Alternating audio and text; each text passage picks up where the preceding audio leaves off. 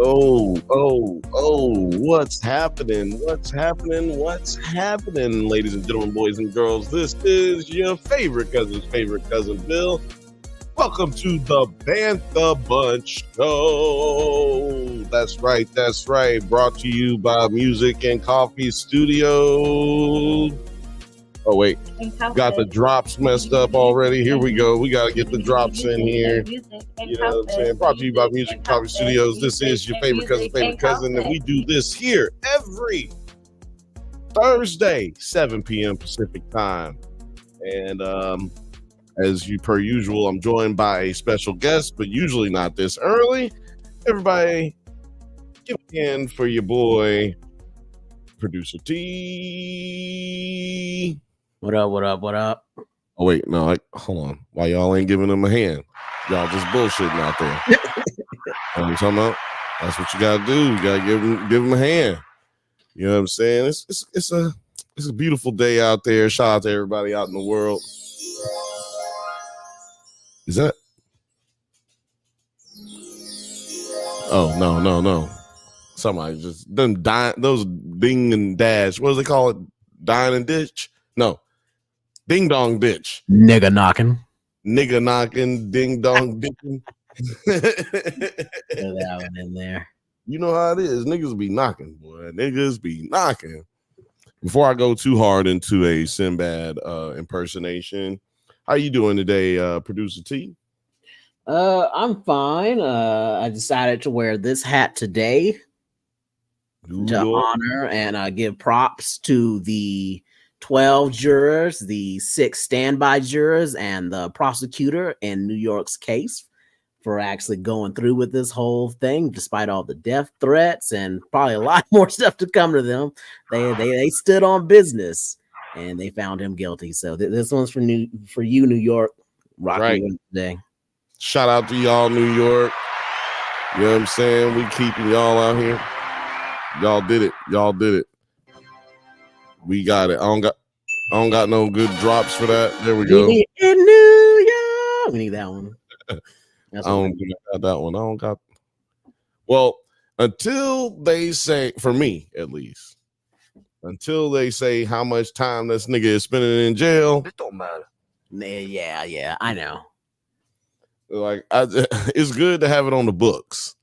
It's kind of like when you're doing your taxes. So that's July 11th. So that's the day I'm really looking forward to, where they actually handle the sentencing. Yeah, July 11th. But for now, I just want to say, like, the people who did there, like, this is going to be up to the judge and everything. But for now, you know, the jurors and the prosecutor, they did their part. They did absolutely. The hard work has been done. Shout out to Morgan. What up, fam? Is what Fifth Bantha said, and I'm saying, what up, dog? Morgan was here earlier, so I don't have to explain what's on the hat today. Yeah, no explanations needed. He probably would have caught that one anyway had he seen it on his own, because he has been one of the main people trying to keep me up to date on what's going on with Trump. Shout out to Marcus. He was trying to keep me up to date today. He sent me a text message. I think I made him mad. He sent me a text message talking about, you know, Trump been found guilty. And I was like, hell yeah. But is he going to jail though? and then that nigga never texted me back. It's been like 10 hours. He ain't texted me back. Right now there are fireworks going off here in LA for some reason. So if you happen to hear explosions, I'm not blowing up. We are blowing up here at the Bantha Bunch and at Nerds at Night and the Drunk Banthas channel. And if you're watching from any of those, go ahead, hit the like button, go ahead, hit subscribe, and go ahead and hit the bell if it is your first time here. I'm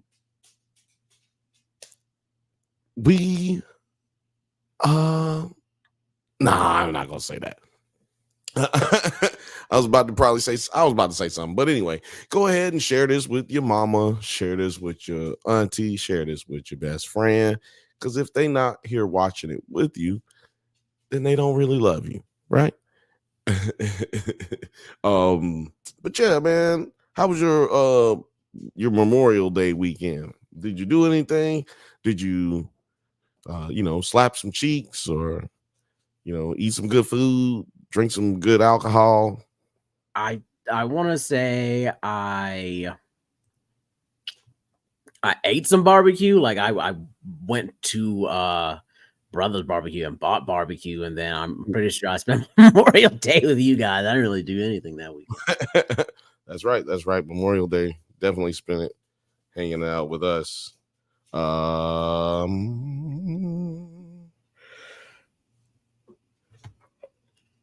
So we land at 5:22 a.m. July the 4th. As you was asking me. So we get in the red eye 11:15 p.m. July the 3rd. Sorry to say that, because I was actually out of breath already and just kept trying to say it instead of taking a breath. But so yeah, just so you know, that was a little behind the scenes information, y'all. That's probably boring to y'all, but we're gonna be in Chicago and it's gonna be lit. So yeah, try not to stalk us too hard, but hit us up if you want to kick it. But yeah, man, I went to San Francisco, as you know. I got to see My Morning Jacket for free, I should say. I mean, kind of for free. I bought a lot of drinks for Destiny, so shout out to Destiny. She got me a ticket from some people online through the beautiful community of the My Morning Jacket community. I couldn't tell you one single My Morning Jacket song. Here in Spirit, that's a good one to like act like you know who they are. You know what I'm saying? It's a good one. I sampled one of their songs once, or a couple of their songs actually. A few of their songs. So I'm pretty familiar with them. But that was a great show. Got really, really high and drank a lot of alcohol while I was there.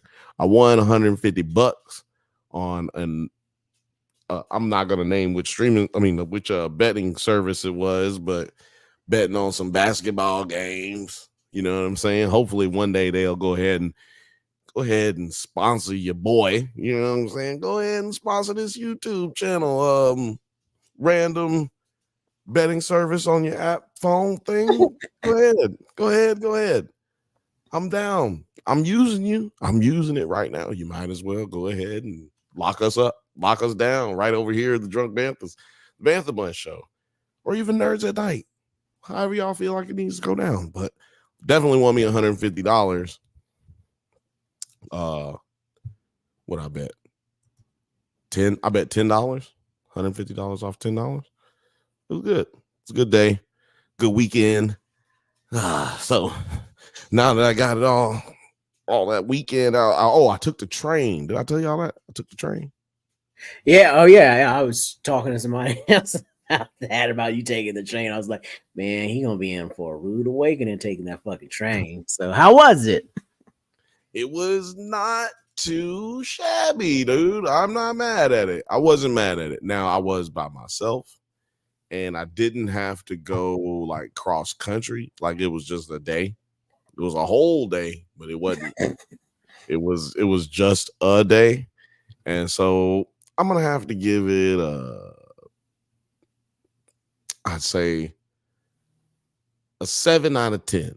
I give it a 7 out of 10, maybe a 6.8, but I'm not trying to do the 0.8 point, whatever. I'm going to give it a 7 out of 10. You know what I mean? The food was good, for the most part. They ain't have a lot of variety. Like, don't get it twisted. Wasn't hardly any variety. They had better desserts than I thought they would. You know what I mean? Blueberry cheesecake was slapping. Slap your mama good, as they say. And I had the steak both nights because I just didn't trust nobody salmon on no train, and I didn't trust nobody chicken on no train. Yeah, I went with the steak when I went over It was good though. Jesus Christ, that was a long one. Where the fuck did that come from?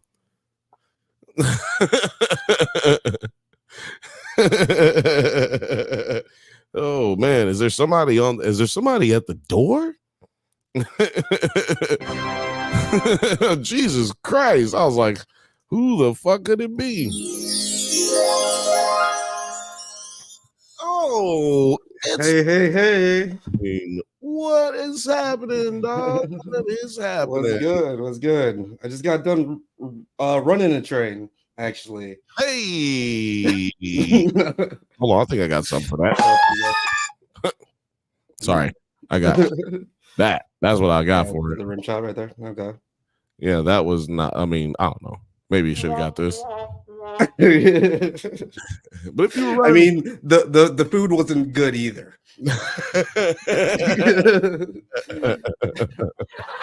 Oh no, that one's a good one.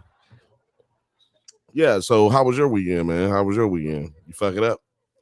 Oh yeah, we were just destroying that with all of the Zimbabwean Zim Expo, which is like, just the thing that we like to do. Memorial Day, we like to flex on America sometimes. I'm just kidding. Nothing about no barbecue. It was like, because it was like Zim Expo at this hotel. It kind of got me pissed off because people were coming from like all out of town, so nobody was making the food.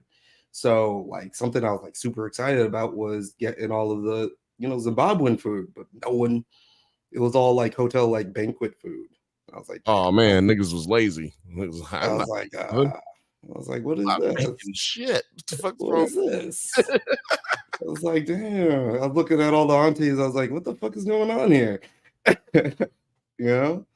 Oh man, the aunties let you down, man. It happens. Never let me down. My mama didn't be wanting to cook nothing. My mom's probably one of the best cooks in our family. No, she's one of the best cooks in our family. She ain't trying to cook nothing. Yeah. She like, nah. Definitely not for the whole part. I will order a lot of food. Do you want some? Right. Oh man. Not for the whole party. Louisiana family reunion in 2 weeks. I'm not sure what we're doing for the food. I do know I paid like $80 for some food, so I know one thing y'all be doing. Sweating. That's one thing y'all gonna be doing for sure. Gonna be hot than a bitch. In Louisiana, yeah. But no, it's in a well, some of it's in a hotel, but I don't know if there's like a big park thing that we're doing also. Yeah. Oh yeah, you got to do the park. It's not a Negro family reunion if y'all don't have park visiting. Does it always have to be a Negro family reunion though?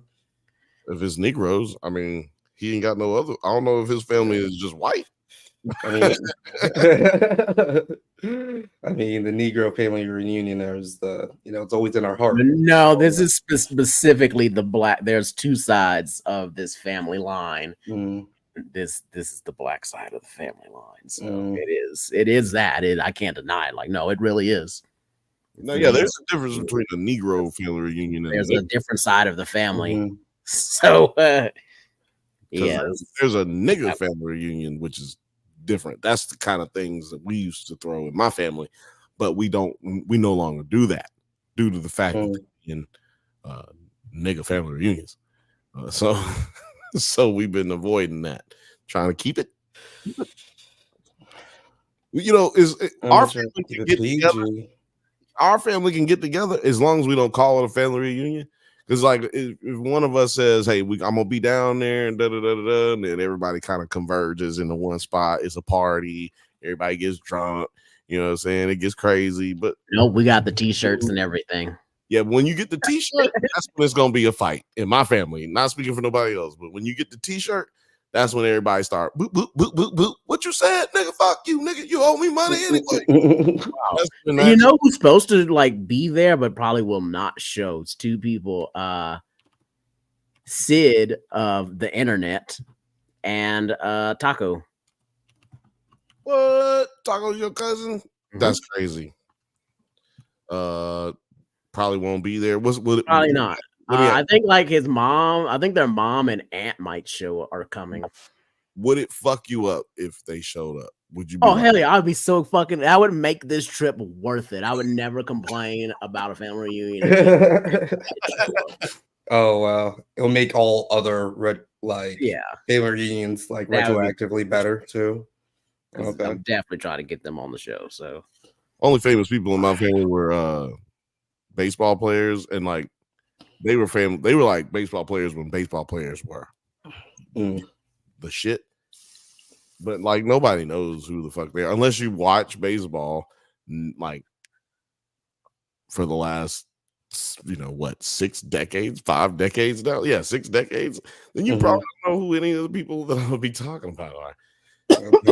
Even if it's hard to get like 6 decades worth of baseball in my lifetime. Yo, did you guys talk already about the Apple Music list?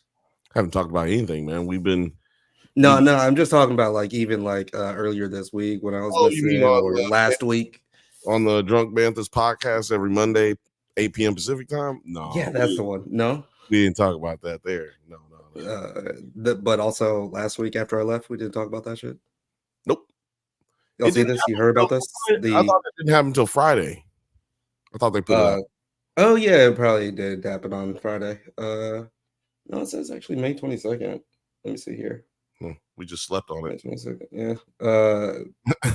It didn't matter till the radio stations started talking about it and shit. Did y'all see the list? I heard about the first 5, and then I heard a couple of other ones that were out there. I just want to say, ain't no way in hell Lauryn Hill, Miseducation and Lauryn Hill is better than Stevie Wonder's. I did think that was interesting. The Songs in the Key of Life. Songs in the Key of Life. Oh my God! First of all, I just want y'all to know,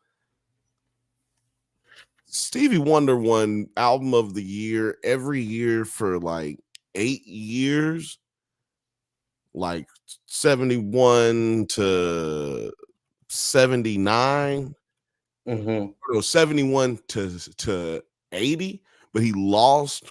The only reason he didn't win all of those through that span of time because he didn't put an album out that year. So let's just tell you, like, nigga was really that dude, and I don't know if I can put the Miseducation, and they consider Songs in the Key of Life to be the best out of all those albums, and I just don't know if I can consider. Yeah, man, 3 consecutive album releases he won in a row. It's ridiculous. He's a phenomenal, most prolific, rewarded musician of all time, in my opinion. Most talented, most prolific, most awarded musician. But she did clean house at the Grammys on one album. You know what I mean? She knocked it out of the park. No, it's a great album. It's a fantastic album. But yeah, it did feel kind of like the whole list just seemed very random. Yeah, for those of you, but also predictable. For those of you, sorry, I mean, because for those of you who don't know, it came in number 1. Miseducation of Lauryn Hill was number 1. Kind of crazy to me. Yeah, it was a bit interesting. I'm not trying to go through the whole list or whatever, but there's some notable ones. You said this is Apple Music, yeah? Apple Music, yeah. And and it's also like interesting because I don't know who picked that. What does that one say it again for the listening audience? Super Duper Live. Missy Elliott at 75. I can't stand the rain. I don't know, man. Listen to that album right now. That album is pretty, like, sonically, like, it is produced to the T. It still holds up with the production level. But I don't know, this is also all songs of all time, too. You said it's also all songs of all time? What do you mean? All genres. Yeah. And I believe this is American releases. So let's keep that in mind for those who are listening. You know what I'm saying? If you're going to go look it up. And if you're listening to us on Apple podcast, it's easy for you to just switch over to your Apple Music and just look over at that and see what's going on. I'm saying, check out this list. I was surprised there wasn't, like I said, I hadn't seen this entire list. I was surprised there wasn't as much. We're all D'Angelo. There wasn't a lot of rock music, I wasn't as much as I thought there would be. I feel, like define rock, because I do feel like there is quite a bit on here. Well, I mean, define rock. I mean, rock music. I mean, shit. Like, it's just, I mean, there's some on here, but I feel like this is dominated by a lot of pop and R&B. And I could see that. It's not pop and also rock. That's what when I'm saying rock music, that's what I'm talking about. And there's just a lot of pop music and R&B music. It's just so, I mean, I guess, and there's a fine line between R&B and pop anyway. Yeah. But it did shock me how much hip hop was on here. There's a lot of hip hop on here. I guess that's my point. Is like, I figured Billie Eilish on the 30 spot. I was like, what the hell? I mean, because I like this album quite a bit, but I'm just like, what the fuck is going on here? No. Like, when would I put that? Yeah, the Low End Theory right next to playing Low End Eilish. No, yeah, get at least it's higher. Like, that's all. One higher. But then The Dark Side of the Moon, I'm thinking, like, it's just like kind of strange because I don't even think like this is the best album in the world. I'm just surprised that it's not like in the top 15, just because of like how generically acclaimed it is. I mean, I agree. Like I said, I was very shocked there wasn't more rock music. My Beautiful Dark Twisted Fantasy at the. Well, it sounds like a lot of Kanye's family members had a chance to vote on this. Daft Punk, kind of crazy. Bruce Springsteen, all time, like that's crazy. Top 30 of all time. That's wild. Are you saying? Are you putting? Like, are you saying the Beatles' Revolver, is that rock for you? It is, but it should. Okay. It also should be way lower. By the way, lower as in way lower. Like it should be in the 40s. Okay. But yeah, it's hard when you're doing like a countdown because it's like right. Lower. Does that mean better or worse? Lower on the rung. On the tier. Taylor Swift, 1989 as. I just don't. Let's just stop. Yeah, man. It's just ridiculous. It's just a fake list because anytime you can make a list and no one have to put their name on it, I'm like, oh, it's a computer generated list. You know what I mean? Yeah. Right. Like if we ask ChatGPT what its opinion is. Yeah. And then maybe you have a couple of more data points than what we have, just what do you call it? Like a blind look at it. If you have a couple more data points, you put it in there, and then boom. I've never heard this album, Joni Mitchell. Joni Mitchell. Oh,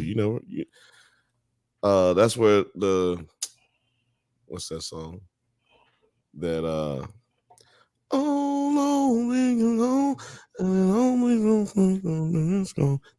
that shit. I can't remember the lyrics.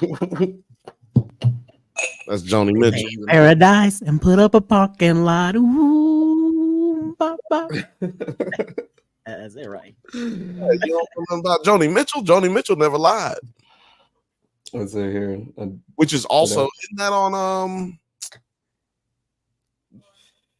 no, it ain't on Lauryn Hill. It's on what's the name?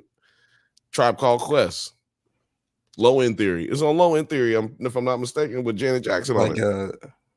Like a sample of it or what? No, actually it's on Janet Jackson's album, but Q-Tip produced it for her. Or is it on Low End Theory? Damn, I can't remember which one it is. But it is a Janet Jackson Q-Tip song for sure. And Joni Mitchell is sampled. One of them joints. Okay. So we got Bob Dylan. Bobby D. R.I.P. The Blueprint. This is like, I don't know. Like, understand the acclaim of the Blueprint. I like the Black Album better. To me, that's just a matter of opinion. You didn't sell drugs. That's what it says. That's just all it says. Drugs going up. So therefore, yeah, I mean that makes sense. But this is also proof to me that this was a hip hop bias list, right? Like with it being at the top. With there being not only so much hip hop, but also the Blueprint being number 13 all time albums, all time. Dog, that is wild. It's also like the strange thing is because they just say 100 best albums. They don't even really say all time. I mean, it's encompassing all time, but like they don't actually say all time. They just say 100 best albums. They don't say all time. Some type of category. Like, is it like best selling albums? Best albums, as in that's the most downloaded ones. No, like we don't know that get played on Apple. Right. I didn't look into it that much, but what makes was this kind of ambiguous about the metrics that they're using to determine or like who's voting on this. Did they put Portishead on there? I don't give a fuck. Radiohead. Portishead's probably on here. I mean, like if Nirvana's on here, Portishead's on here. Like, yeah, if it's not, this whole list is trash to me.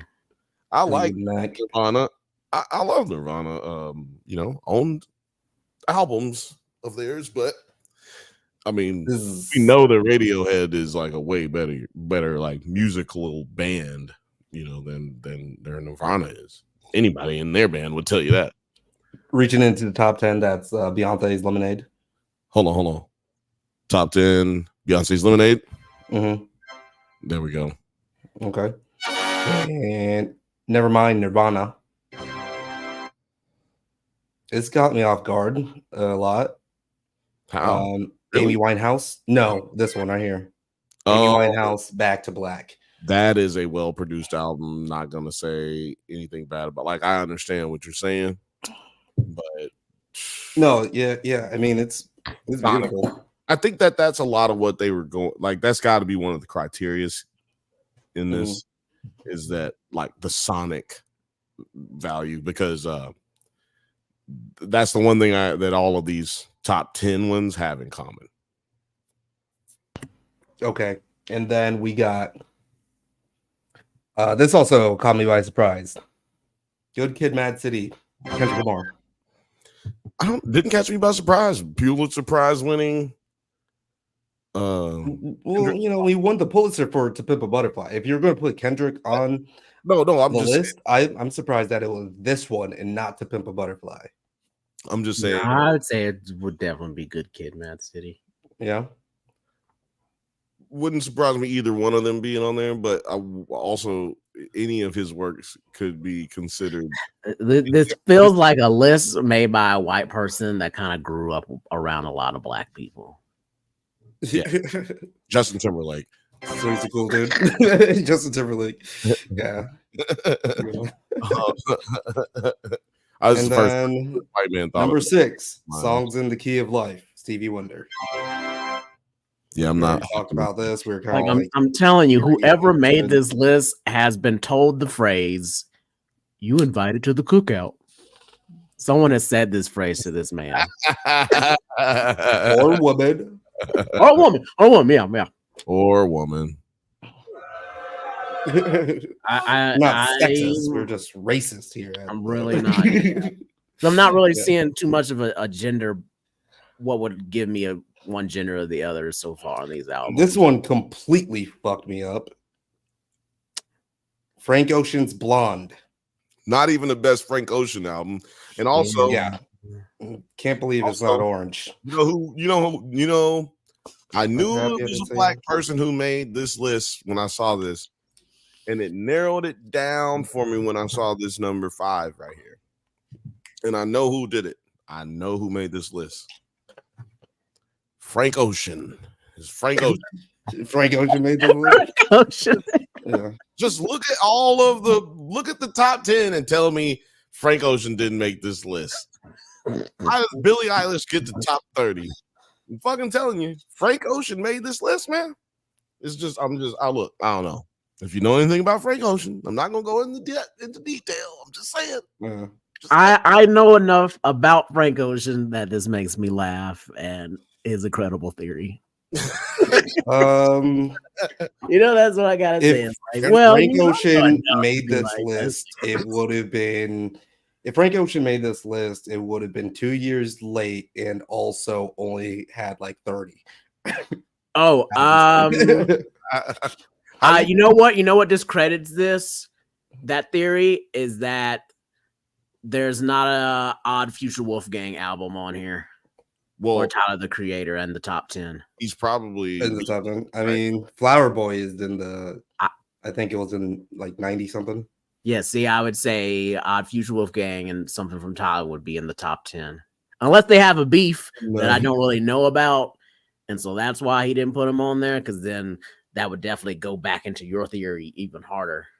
Yeah, number 4, Purple Rain. Purple Rain. Prince, Purple Rain. Purple Rain. Yeah, I mean it's pretty, and it's kind of crazy because like I almost would have predicted number 4. I would have predicted Abbey Road, the Beatles, as number 3.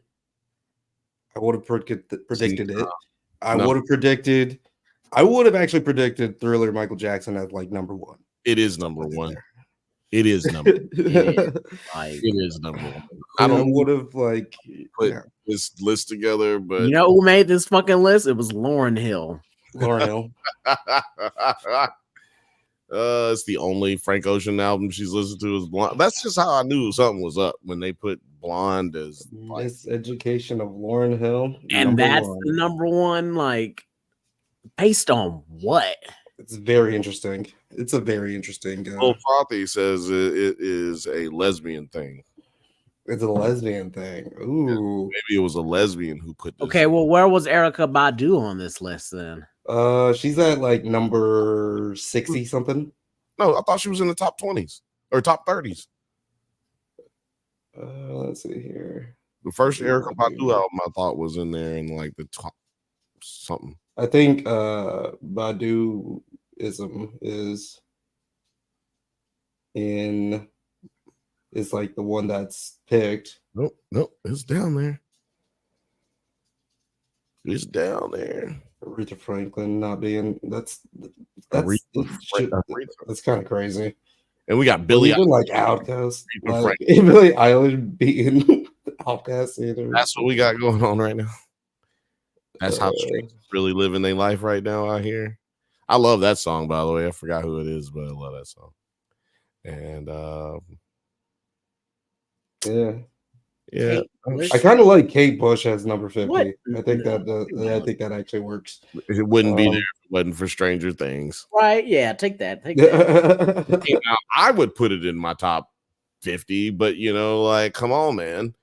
I know the world ain't rocking with it like this. This is pissing me off that she's 64. 64. Wow, trash. You know what? Y'all need to Tyrone, goddammit, and fucking get this list up out my goddamn face. Who is at number 100? Who's 100? Who's at 100? Who is Robin? Robin? Oh, they put Dummy. Okay, I saw Dummy on there as in the 60s. Hold on. Not what I would have picked. Hold on. Doggy Style is goddamn in the 80s. Afterworld is on. It's fucking ridiculous too. Afterworld should not fucking be anywhere in this top. It's ridiculous. I love that album. Ridiculous. You nowhere near. And that's not even. Hold on. That's not her first album. Yeah, but it's got that one. Doesn't matter. What's that? Corner. So Robin's like dancing on my own. Yeah. To the fucking list of 100 top albums. Why? It's really strange. Very strange. This is some kind of weird AI algorithm thing. Yeah. You know what? Shout out to Terry. He's the first one to call it right now. You heard it here first on the Bantha Bunch. Like it has to be AI. This is AI. It's gonna come out and they're gonna say it. It'll come out in about the end of the year when Spotify's doing their end of year review, and then Spotify that their shit, that Apple shit is fake. Yeah. I don't even use either. I use YouTube Music. There you go. Now that's crazy. It's not. It's really the best one. I'm sorry. I don't know about that. And because I'm paying for premium, so like I get YouTube Premium, and like it's the music app really makes it worth it for me. Mm. Yeah, Lil Frothy does that. She's got the premium YouTube. And what's dope about that to me is not just the lack of commercials. Everybody knows you get the lack, you don't get no commercials with it. Mm-hmm. But for those who don't know, YouTube has movies. So you can watch. Oh, yeah. You can watch all the free movies. Like when you don't have the premium, the free movies have ads, but all the free movies don't got no ads. So it's just movies. So you literally are paying for movies nonstop in your life. Like literally, if you don't use YouTube for anything now, to me, that's what you should use it for if you use the premium. You know what I'm saying? If you're a movie lover, you know what I'm saying? Yeah. Which is kind of an awesome segue into Movie Pass. Movie Pass, okay. Yeah, let's talk about it. The real Movie Pass today would be YouTube. Like in my opinion, you know what I'm saying? You can go anytime you want to. The Alamo Draft House has their own program, but you got so does Movie Pass was so does AMC, so does Regal. Me and Alex. Yeah, like that's crazy. Alex has an AMC pass. I have a Regal pass. Alex used to have a Movie Pass, if I'm not mistaken. And yeah, no, we were really big a part. We were a really big part of this community at the beginning. Not in the sense that not me personally, you know what I mean. But like I said, I'm pretty sure Alex had one, and they actually mentioned it in the documentary that like the way they get started is they start basically buying the tickets from AMC, and then at like a discount rate, like giving the tickets to other to their customers via a debit card that you could use 2 times a month to go see a movie, and it still was a little cheaper than the actual price of a movie. So it was like it's like you're getting a good deal, but not like a steal, right? I gotta be careful how I move my hands with this fucking new camera. This bitch might just move on me. I'm trying to figure out how to, hold on. Oh, tap to lock. You gotta move camera. I locked it. Yeah, I got a new camera. It's AI. Speaking of AI, I gotta lock that bitch so it won't move, because if I move my hand like this, then it'll be like, hey, you're going up. It'll zoom going up for that. Yeah, it'll do this, or might do whatever. Yeah. And I talk with my hands, so I had to turn that shit off. But yeah, like one thing that blew my mind is because I was watching it like, oh yeah, what did happen to Movie Pass? Movies anytime, anywhere, any day. Like what? Shit. Yeah. But in the movie, you get to see how AMC got made, which is something they don't focus on. So, which is why I'm gonna start with that a little bit, like how AMC and Regal started their little Movie Pass shit. Like Movie Pass came up with theirs first, and they were buying their tickets through AMC, and that allowed them to be able to, have customers be able to go actually use their tickets. But then they got bigger. They started using, both Regal and AMC or whatever. AMC signed a deal with them to like go forward, like making more deals in the future. And then goddamn, the Cuban dude who signed them he retired, and they hired some old white dude, and he was like, nah, man, I'm not dealing with these niggas. And he said we can make this on our own. And they went and made AMC's version of Movie Pass, which is the same shit, except they don't have to buy the tickets from themselves. You know what I mean? So like, you'd have to ask yourself, why is AMC's version so goddamn expensive? If like it's more expensive than Movie Passes was even before they got merged with these other venture capital companies. Damn, see what happened? This bitch is drunk. The AI is rebelling. This bitch is drunk as a motherfucker. Hold on a second, I'm gonna close that bitch out. But yeah, it just kind of blew my mind because it just shows you, like, no matter what you're trying to do, like as a entrepreneur, somebody will take that shit. Somebody will fucking take your shit. And like, it's kind of something that you notice throughout the entire documentary is like, me and Terry were talking about it before we went live. I had no idea that the founders of Movie Pass were black. But they don't even start with that in this documentary. They don't even start with that in the documentary. It's just like, oh yeah, it was me and we were doing this, we were doing that. Yeah, it starts with the two white dudes doing the report on like CNN or whatever they were on, talking about money, and it's like, oh yeah, I bet it was two white dudes, huh?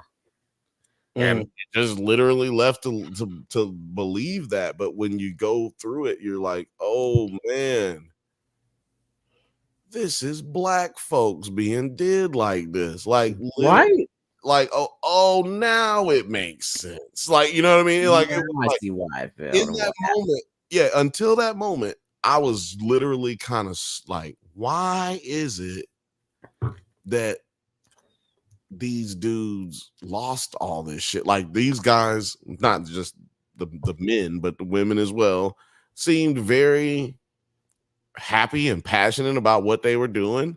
It's like, how did this go wrong? Because the only reason we're watching it is because something went wrong, right? Like, that's the only reason we're watching it. Like, and I forgot that it existed, meaning it doesn't exist. So, or at least not in the same way. So let me figure out what's going on here. And I was like, this couldn't be. How did this go bad?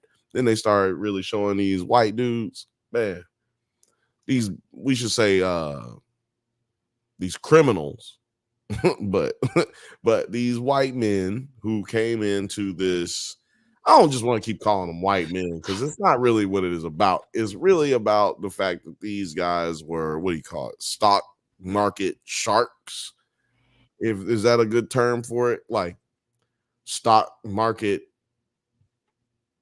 groomers, because that's what it felt like. I'm gonna call them stock market groomers, because what they did was they took advantage of some people who they knew were starting out, had a good product,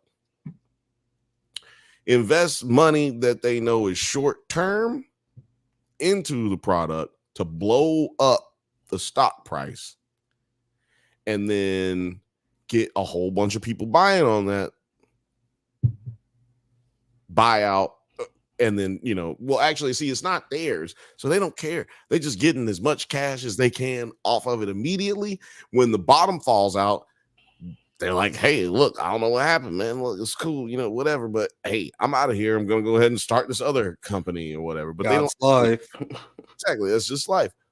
But all my shit was insured, or I had it backed up somehow to where I didn't lose any money. You may have lost money. I didn't lose any money on this.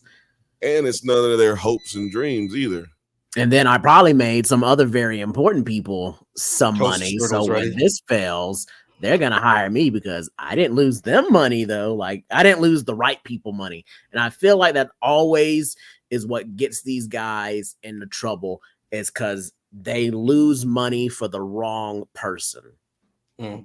Yeah, like they can get away with it for so long and go keep doing these other companies, but it's not until they screw over the wrong person do they get what's coming to them. Like, I would bring up like Enron, Ponzi schemes, the Ponzi man himself, Donald Trump, basically. Bernie Madoff.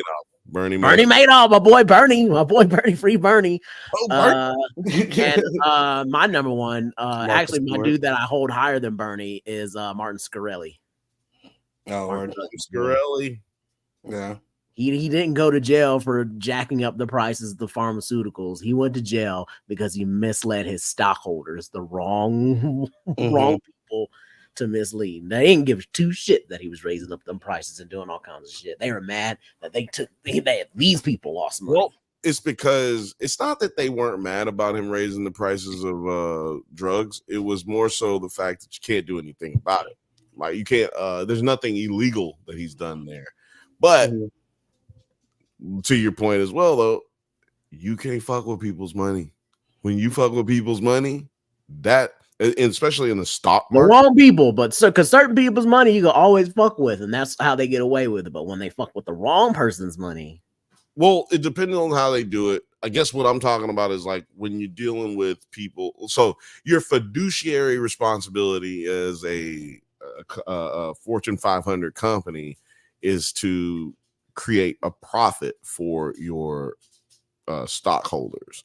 And once it can be proven that you are actually deceiving your stockholders, that's when they can take you to jail or prosecute you at least. Who knows if you're going to go to actual jail. But that was one of the things, spoiler alert, about this documentary that was dope, is that the people the whole time that I'm going through I'm going through the documentary from the beginning, just like, Alex, if anybody ever says this to you, man, and you start a business, that nigga robbing you. Okay, I'm just telling you. If you get on television on MSNBC or whatever it is, CNBC, whatever, the CSNBC, I don't know. If you get on one of these shows and you tell people, I'm absolutely positive, if that ever come out of motherfucker's mouth, he is stealing. He's stealing from the company.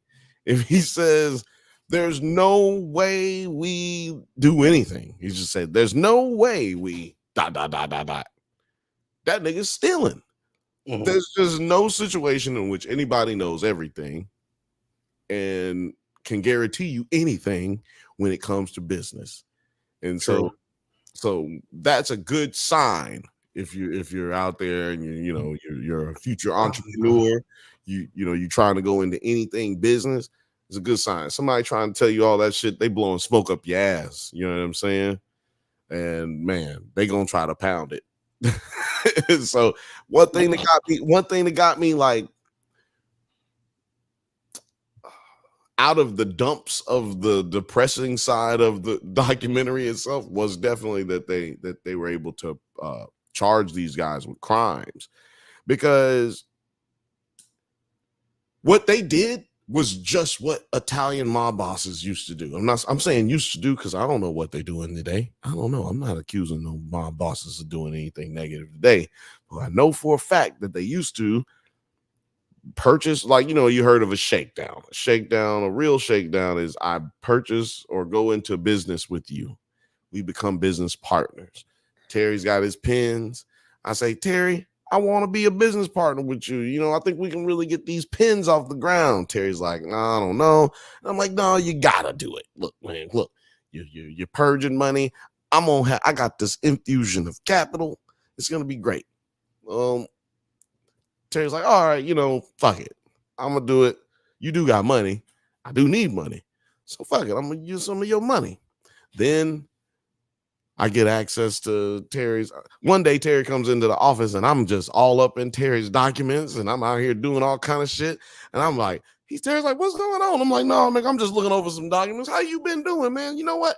I just ordered 1,400,000 fucking pens. You'd be like, 1,000,000 pens, nigga? Yes, nigga. Bought 1,000,000 pens. Why did you do that? Well, I feel like we need to increase productivity. Terry's like, nigga, we don't have that kind of money. I'm like, no, don't worry about it. The money's coming. I just ordered some more money. You ordered money? Yes, I ordered money. It's okay. Don't worry about it. Terry's like, you know what? I just checked my bank account. Goddamn, the money is there. Fuck, I guess this shit is, you know what? This nigga's doing what he's supposed to be doing. So I guess, I don't know. I don't know about this shit. So fuck it. Then one day, you look at the bank account. You're like, hold on, Mick. You said everything was fine, but I looked at the bank account. Shit ain't got no money in it. And then I say, yeah, it's fine. And then you come in the next day and we're fucking selling everything. Everybody's cleaning out everything, boxing up everything. It's like, what happened? Oh, we're closing down. Terry, you've actually been kicked off the board. And, you actually don't own T-Pens no more. We actually own that, and we sold that to somebody else. And actually, we kind of left you with the debt because I wasn't actually an owner. I'm actually just a beneficiary. I'm just like contributing money to this. So you actually are left with all the debt. So bye. And so, but the reason that that's illegal is because, like we said, right, you're deceiving people. Like you're deceiving not only the shareholders, but in this case, the business owner, with the intention of you going out. You saying you got the intent of growing the company and making things productive, but then you just go out here and drive it into the ground, raising everybody's credit up, while thus still taking the benefits of everything. Like, hey, look, don't you want to invest in this? Don't you want to contribute to this? It's like me getting a underdog fantasy contract, a DraftKings contract, and some other FanDuel contract, and then telling them I'm all going to promote it, but then I don't, and I just leave and I just go home. That's illegal. You gotta go to jail for that. And I like that they're actually prosecuting these dudes. But did you guys actually watch this documentary right here, or did you get a chance to? What was? I actually did not. Damn, that's just gonna be like a reset moment. Every time I go off camera, it just would bring this shit over closer, so it don't do that again. Hopefully, what was like outside of these dudes being black, the owners, the founders rather? What was the most shocking thing to you about this documentary? Terry, go ahead. I'll let you go. I missed really the only shocking thing about the documentary to me was that the founders were black and just how they basically got kicked off the board of their own company that they founded. And it kind of like makes you realize what that distinction between CEO, founder, and president all are. Like, while you think there might be one and the same, it's like, no, they have very much a legal distinction in the business world. Like, these are different titles. And like, just because you're the founder doesn't mean shit just because you might be the president or see, like, it's like this weird checks and balance type thing, you know. And like, then you have like a board that also goes into this, like, that are like, it's things that I'm like, wow, there's a lot that would be crazy too. Like, not like doing that like on a small scale too. Yeah. If we did on a small scale and we were just like, me and Terry were just like, you know what, Bill? It's not working out. Terry is now the owner of the Bantha Bunch show. It's like, wait, what? Hold on a second. Dude, that is exactly. I think just seeing like how it all fell down. I was like, yeah, they were just taking money from investors and they overinflated the stock and fell out. I was like, yeah, that's not surprising. But what was surprising was like who they took it from. And I was like, yeah, there's just nothing else really surprising about another fucking company that was too big for his britches and spent way too much fucking money.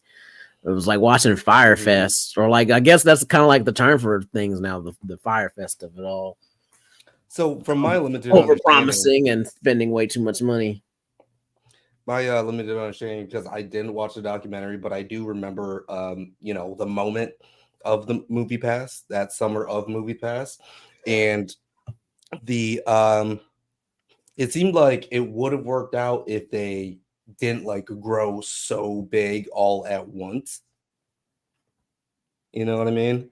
Like, it seemed like they had a steady thing going until they had everybody in the country signing up and trying to get the deals. Is that where it kind of went wrong? Where it went wrong was when, so they existed for about 5 years without no one really, like, they had about 20,000 subscribers in about 5 years. And then they had this dude, Chris, who is a well-intended, like, just happy-go-lucky, nice, rich-ass motherfucker, right? Like, super rich. But he's like, yo, I'll give you $1 million to help, boost this platform, because I feel like it's really supposed to be something. So they're like, what? Yeah, okay, boom. That worked out for him. And he gave him first of 500,000, and then he gave him another 500,000 when they hit another subscriber mark. And yeah, they were doing well. Like you said. Then I guess Chris decides at some point he's a little bit above his skis. Like, look, I really wanted to invest and help you guys out. And I still want to help you guys out, but I am too busy and I don't want to just keep putting my money into this and not have any really understanding of what's going on day to day. So I think I should hire somebody else that'll help you guys and keep providing you guys some money. And that guy was Mitch. Mitch the bitch. Okay, Mitch the bitch. I think I just got like a little taste of that in the. Who was it? Was that Mitch just right there? Oh, that was what's his name? Ted. Mitch is the one sitting down in a big ass house. If you just keep just do a little partying with Big Boy, John Travolta. They burnt him $250 million. Whoa. Meanwhile, there weren't extension cords to plug our computers into. First of all, why did the nigga from Fubu have to be wasted when he did his fucking interview? That's what I want to know. It was wasted. Dude, did you hear him? That wasn't. That's exactly how he sounded every time he opened his mouth. $250 million. Whoa.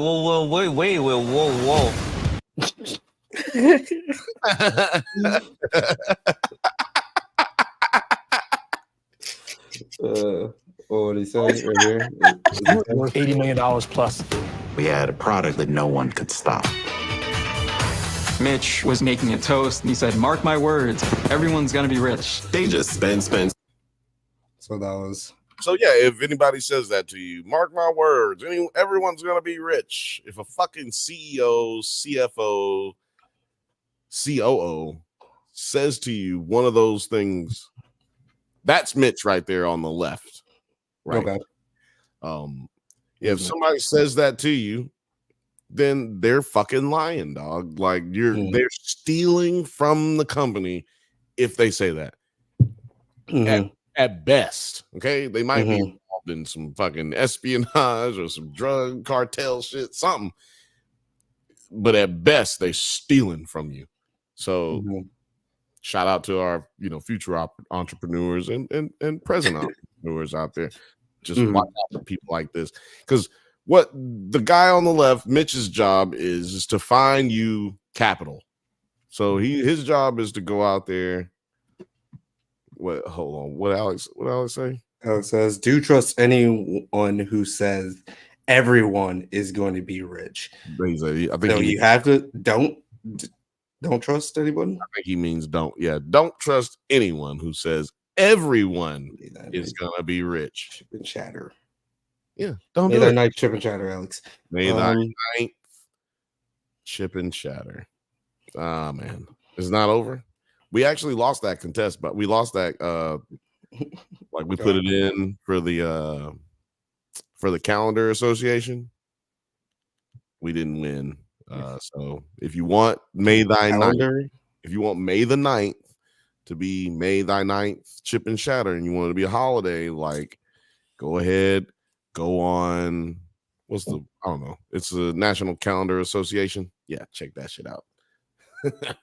Next year. We're gonna make that shit happen, man. We're gonna make that shit happen. But yeah, Mitch is a guy who's supposed to go out and get you money. You know what I mean? Like he's supposed to be the guy who, let's just say you're a couple of black entrepreneurs. He's supposed to be the guy who go out and get you some white folks to spend some money, get you some white folks to empty them pockets out. Right, what they call them in here? They said it. They said it pretty much blankly. They said get you some gray-haired folks that look like him. Yeah, light-skinned gray-haired folks. That's what you need. Gray-haired men. Gray-haired men. Yeah. Look like white, gray-haired men. These were the like they pretty much said it like yeah, I mean, it's like you look, you Negroes need a white man to get you this white man money. Like they ain't gonna give it to y'all. Absolutely, he has a point. Well, I don't remember the white guys saying that, but the black guys said it for sure, and then they were aware of it. Like, yo, we just, and I think that's why, to a degree, they were willing to allow them to help them, right? Like, it's like, because that's who you need. There's no like denying that. It's just you gotta pick the right one. You gotta vet them yourself. You gotta see what else. Like they didn't do a good. Well, I feel like they vetted with the first dude. Who was the first guy? Greg, Chris. Like he was. Yeah. So I like you can't even really like blame. I blame Chris on this one. What are you doing? Let me tell you why I don't blame Chris. And I think that hopefully we can get them for an interview. I'm really trying to get both of them on here for an interview. If not, I'll stalk them at their own festival. For facts. Look, you guys can either come on, do this interview, man, or we just gonna have to follow y'all. It's gonna be weird. Don't make it weird. Let's just make it weird. Come on, man. We gotta help each other out, man. Black entrepreneurs, baby. Come on, New York. I'm coming out there. So yeah, like the one thing that I think that they would say, look, I blame myself, right? Like we blame ourselves to a certain degree because they trusted someone to do something because they liked them in a business that they know that that's something that you really can't do. Because what we have buried the lead on, and I intentionally kind of buried the lead, I was kind of hoping y'all would too, or at least not really bring it up, is that these guys were actually independently wealthy before they was doing Movie Pass. Like, we not talking about just some regular old. Yeah, we're not talking about us three starting a business and getting it on. No, these dudes were tried and tested in this industry already. So that's why I guess they got a little too relaxed with like trusting a white guy that they knew and then letting him make the next decision. So it's like they've done this before. So I guess you could put more of the blame on them. It's like, yeah, you guys got a little too relaxed, huh? What was their previous business? Or like how they get what's his name? Hamani. I think it's Hamani. So this guy, his name is Stacy Spikes. And so Stacy Spikes, he started like a porn star name. He was involved in a lot of films, production side, and he did a lot of marketing first. Yeah, he did a lot of marketing. He was like a VP of like he was in Motown and he helped with Boyz II Men on the marketing of that. Yep. Then he went into got back into film, and who was he like the VP of? Like a big film company. I forgot which one, but he was up there.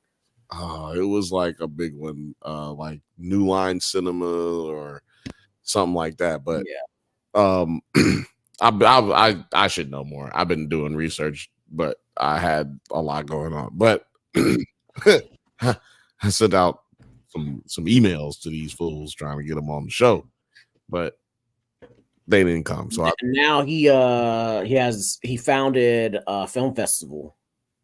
Yeah, he founded the Black Film Festival because he went to what's it called out there in the desert? Sundance. Sundance. He went to Sundance Film Festival, and he was like, "What do we got to do to get more Black films, on at Sundance?" And they were like basically telling him they was going to assure him that there was going to be a better inclusiveness when it came to films, Black films, because if more Black films were better, then they'll make more Black films in the list. And that's just the old nigga. That's like the old way of saying, if you niggas would make some good shit, then we put you niggas in some movies. How about that? Yeah. Why you pouring me? I'm right. I'm trying to tell you, so yeah, the nigga said, fuck it, man. Y'all ain't never gonna put no niggas on nothing. So we just gonna have to start our own, which is dope, right? It's the Urban World Film Festival. Yeah, Urban World. That's right, Urban World. Oh, and he also did some production for marketing for Rockefeller and some other shit for hip hop shit. Like, dude was wealthy. You know what I'm saying? Like, this dude got money. And when I say wealthy, I shouldn't assume. I'll just say he was rich. Let's just say he was rich. You know what I'm saying? Not hurting for money. He seems like a very intelligent dude. Probably made sure he's already taken care of, you know what I'm saying, down the line, but he just wanted to go out and create something new. Because that's what it seemed like at the beginning. And Terry, you can tell me if I'm wrong, but it seemed like they were just passionate about making something new and creating something that people didn't know that they wanted, but they did need it. You know, like that's what it seemed like. Yeah, I don't think it came from like a bad place. Like I said, like the dude Spike was like a big movie lover and he wanted to be in the movie industry, and he, the movie industry, going to the movies itself was a dying like form of entertainment for a bit, and so he was trying to like revitalize that some way somehow to get people back into the theaters. Yeah, that's a good way of doing it too. Right? Yeah, it did work for sure. Well, so no, yeah. What's your question? Well, what would like then lead to like its actual downfall then? So glad that you asked, my friend. Also, Alex says Stacy Spike sounds like an X-Men character, and porn star or X-Men character for sure. His name is Stacy Spikes, and his code name is Spikes. His power is he throws spikes into your chest. We did have that dude. He was in that one X-Men show. Mm-hmm. Well, Marrow is technically the same character. Yeah. So they made a new X-Men for that show, Spike. I thought he was kind of cool. Yeah, that was dumb. I hated that. Because they could have just did Marrow. Marrow is Spikes. They just made Spikes because they didn't want a black woman in a movie. I mean, in a cartoon. But anyway, what was I saying? Oh, how did it all come down? Like, why would this fail? This was working for 5 years. Well, it's because Whitey will take it. Whitey will take it. Whitey will take it. He'll take it here. Whitey will take it, and he'll be on his way. See, like I said earlier, what if I took T-Pins and I was just like, it ain't yours no more, Terry. You need to go ahead and sit down. Don't need to worry about coming in no more. That's what happened. They squeezed these dudes out after they made it known that they weren't going to play the kind of ball that they was playing. So how did they let that be known? Stacy went to Keith. What I call him? What's his name? Not Keith. The fucking weirdo with the mustache. Forgot his name already. Anyway, he goes to White and tells him, look, hey, the model that you started. Oh, well, you know what? Let me go back. So, damn, I can't remember his name. Is it Keith? The two white guys? You talking about Mitch? Mitch, and somebody else. Mitch suggests, hey, this is how we're gonna make this motherfucker blow up, right? We gotta get some subscribers up. This is how we're gonna do it. We're gonna take the price from $14.95 a month for 2 movies, and we're gonna move it to $9.95 a month. Unlimited movies.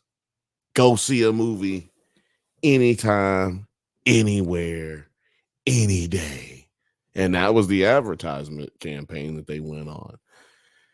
Motherfucking cards started flying off the shelves, right? Like people like, oh, what? That is a steal. I need to get one of those cards. Man, problem with that is people are just living at the movie theater. Bing bong. Okay, like this is the thing.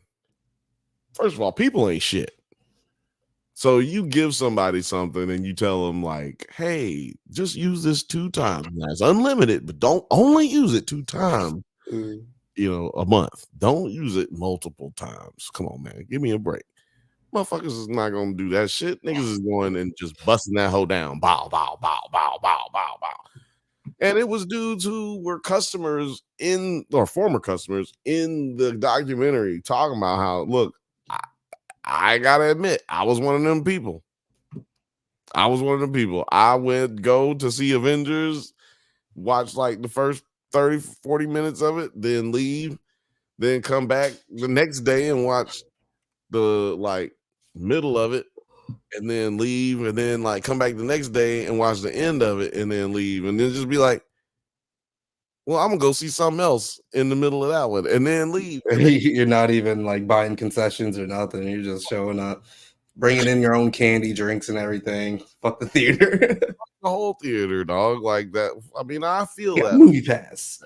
I feel that mindset, but like if you want that to continue, you can't expect that to be a profitable notion for them. At least as a consumer, you're not thinking about that, right? But as a CEO, you should be thinking about that. That should be your number one concern.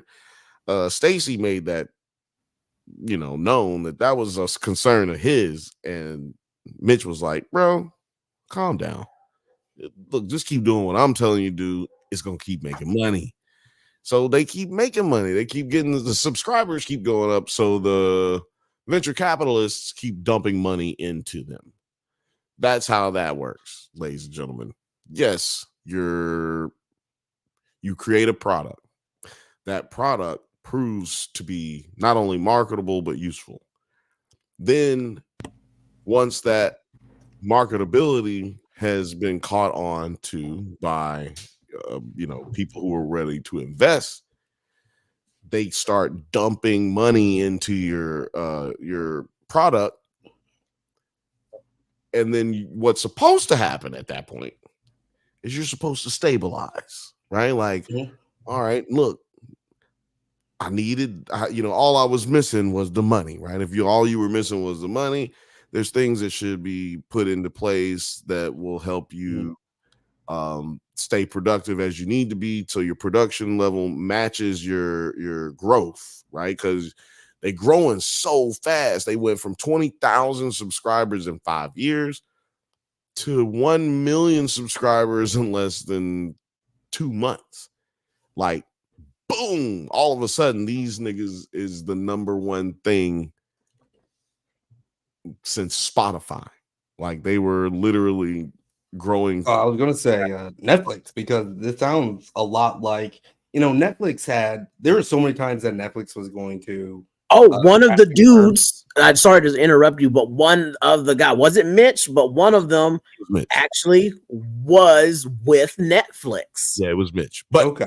But he was. So that's funny that you noticed that, because actually he was on Netflix. It's just funny because if like Netflix, just recently in like it in its the grand scheme of things, it just recently went profitable. Netflix was always on the back end, and just people just kept on investing. They saw the potential for it. But even there was a time when it was getting so many subscribers and growing so fast that it was basically unsustainable for a little bit there. Yes, but they also slowed down on producing movies and increased on producing comedy specials and stuff like that. Like, they had a moment. So just to your point, inching the price up, all of those things took place once they were basically teetering this line, trying to make it across the finish line of being a publicly traded company. So all the problems that you're talking about came along with them becoming publicly traded, trying to expand internationally, And the reason they were successful is because all those things that you just mentioned, like, raising the price,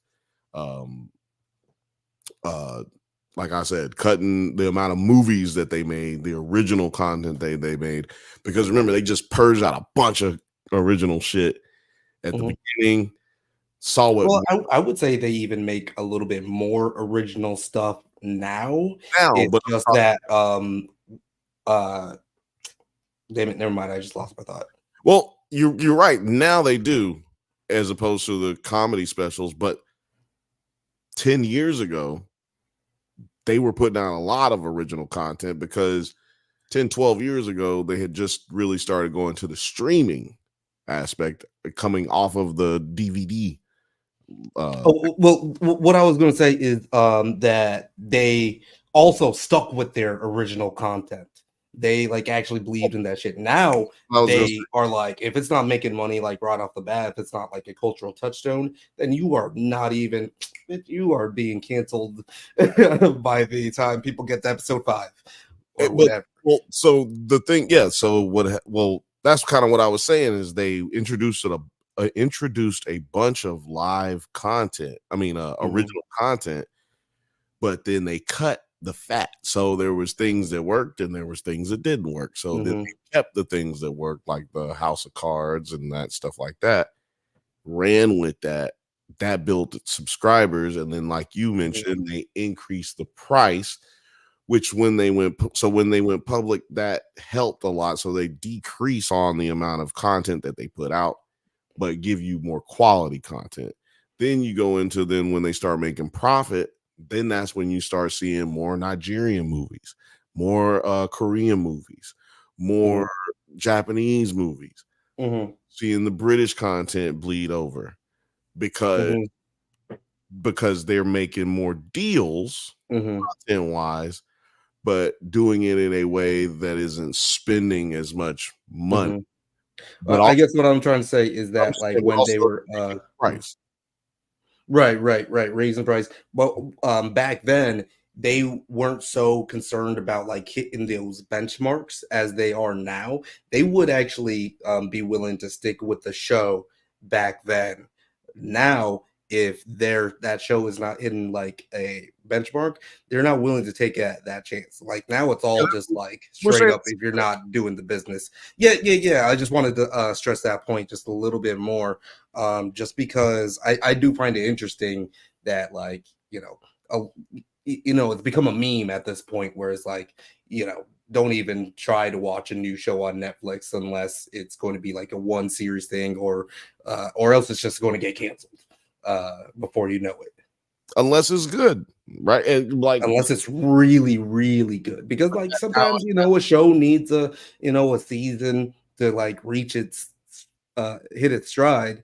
I think like a lot of people were saying like, BoJack Horseman wouldn't have in this current like Netflix model wouldn't have made it to even season 2 or whatever. I don't think that's true. I think that it would have done just fine because that's because that is they had other shit that you didn't see that came out when BoJack Horseman came out, and it no longer is on there, or it doesn't have another season. It's still on there, but it doesn't have another season, right?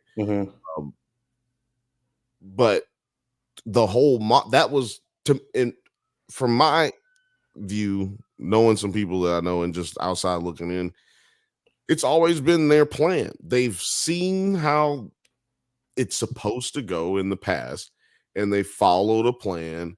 They cut when they needed to cut. They increased when they needed to increase, and that's what you're supposed. Basically, what we're basically saying is that's how a company is supposed to operate when they grow as much as they were growing, and when you're spending as much money as you're spending, and you're still trying to make a profit. And the reason they were able to make that profit is because they said, okay, this is what's working. We're going to stay with what's working, and we're going to keep focusing on that when we further invest and prop up our babies, their content. Right. Well, let's switch that over to Movie Pass.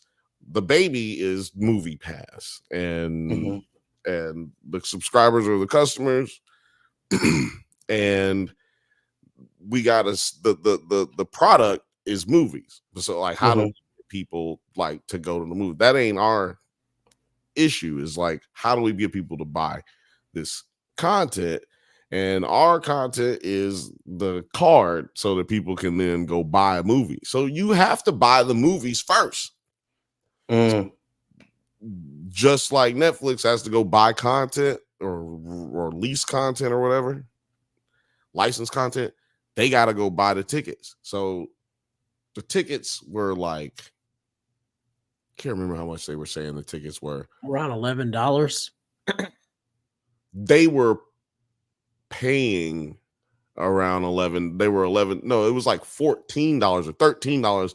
But then the cost was coming out at 11. So then the buildup of that was like $1.50 or whatever. But over fucking hundreds of thousands of subscribers, that shit was like building up to where it's like basically like well, after people keep going to like 4 and 5 movies a month, 6, 7 movies a day and shit, like right. Then it was, they're expecting on average they were losing $49 per customer. Yeah. And then they end up at a point where they have like 2 million, a little under 2 million subscribers. Like, dude, you're basically just purging money out. And so Stacy sees this coming. He's like, yo, we purging out money, dog. Like, this is crazy. Like, calm down. And then Mitch tells him, look, don't worry about it. The money is coming. The money's still coming. And he's looking at it like, no professed. He's looking at it like, well, the money is there. I see the capital. It's like, it's coming. Like, there's no problems. So maybe these guys know what they're doing. I guess these guys know what they're doing. You know what I mean? Like, and I kind of get the naivete.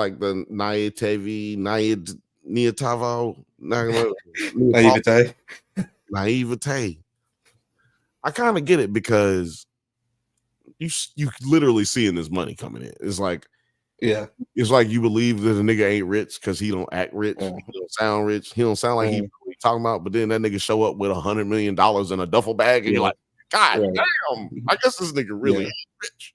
This motherfucker has ripped jeans, black shirt, no jewelry on. But for some reason, the DJ is shouting out his name, and he's fucking on top of he's dancing on top of the tables and shit. Exactly. This nigga's like Tedros, except he just show up with a duffel bag of money. Like, damn, this nigga is talented. This nigga can sing. But is he rich though? Is he really rich? That's the situation they was in. So I kind of feel that, but at the same time, man, they got money too.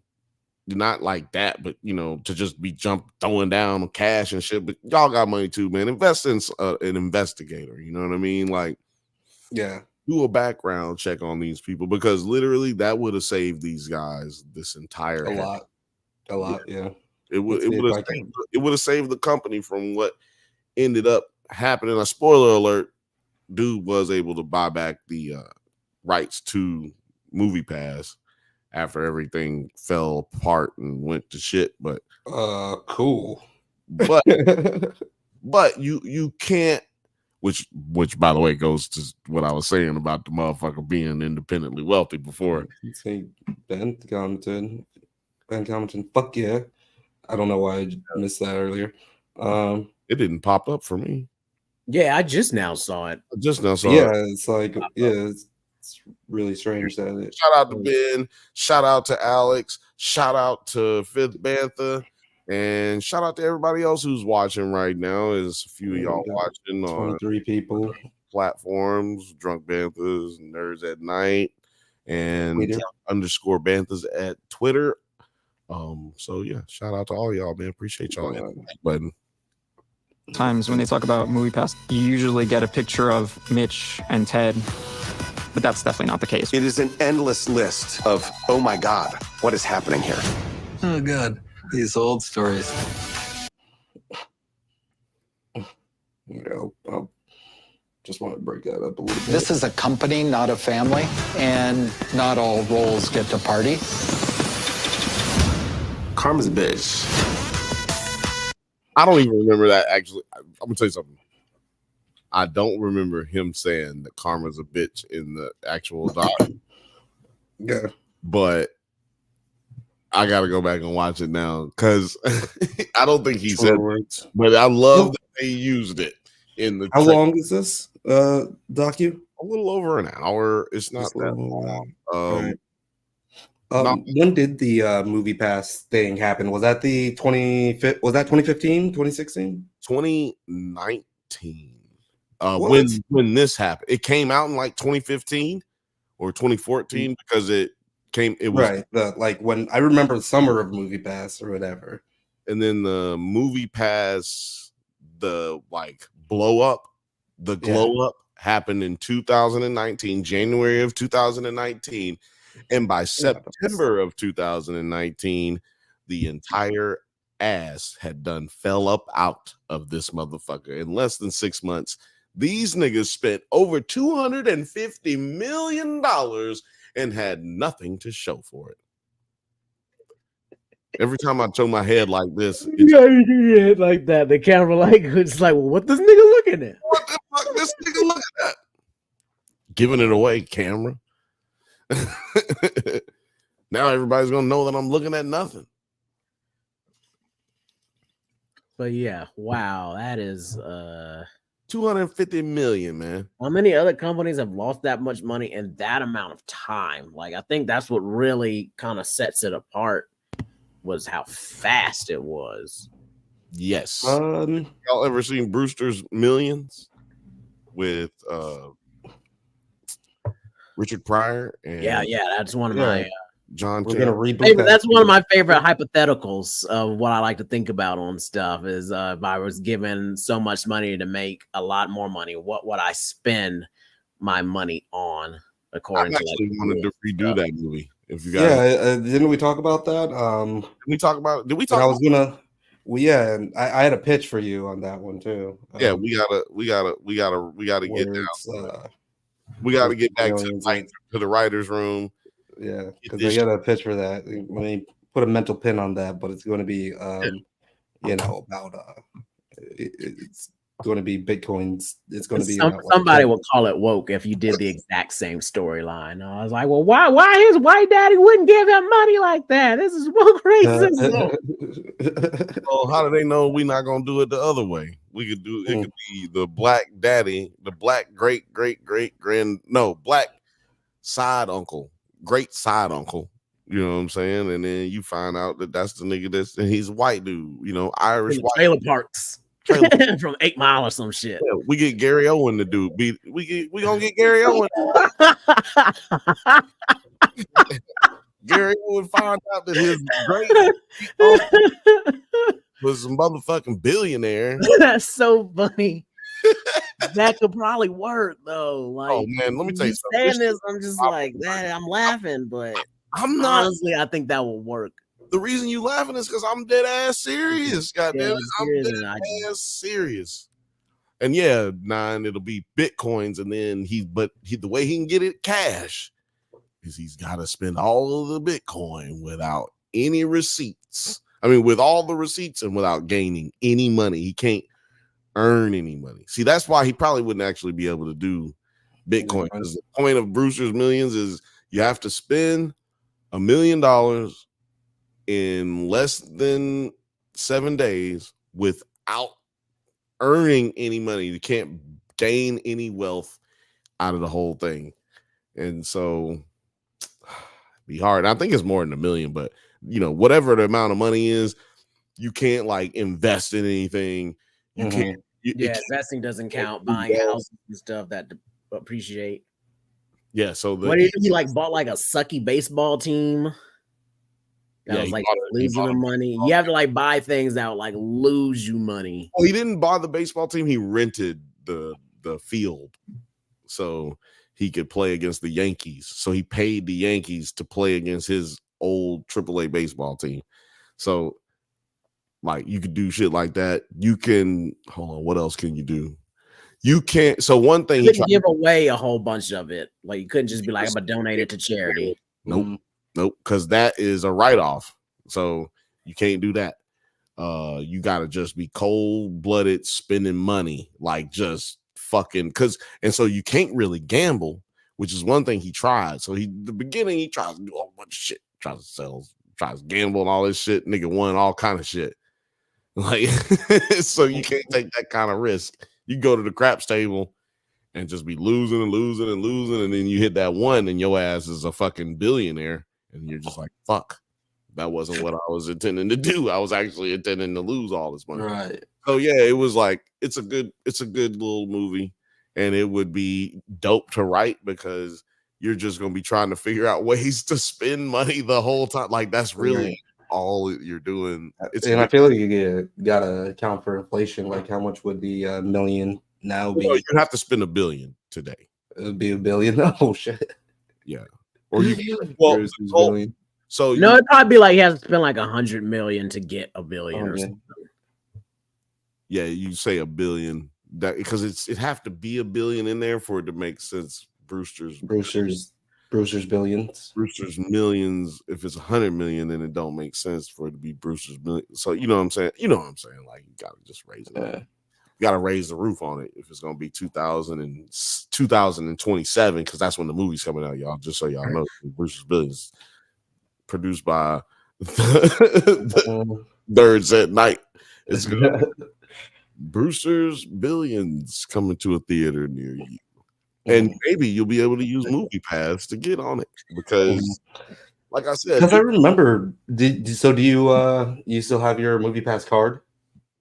Oh no, but there are people who do. Yeah, I didn't have one. I think Alex had it, and then if he didn't have it, I think he did have it. I don't know, but if he didn't have it, then it was the same time that Movie Pass existed because. When he would tell me he had it, I'd be like, didn't you say you have Movie Pass? Can we go to this movie theater? And he'd be like, no, I don't got Movie Pass. I got AMC. And I'd be like, oh, damn. So like there was a hot moment where it was just like Alex was going to the movies all the time. Drunk Banthas had just started, 2019. Like that was we were doing shows and everything. So that's funny because I turning it on yesterday, I'm like, Movie Pass? Like, I didn't know this fucking documentary was coming out. I just happened to walk across it. Yeah, I didn't know about it until you hit us up about it. So yeah, it does seem like every other movie theater just kind of like adapted that model into their own thing. I was actually about to sign up for the Alamo Drafthouse one, but it's like, they got like different tiers for like different cities. So it's like a bit more expensive here in Chicago than like other places. But I still feel like it's worth it.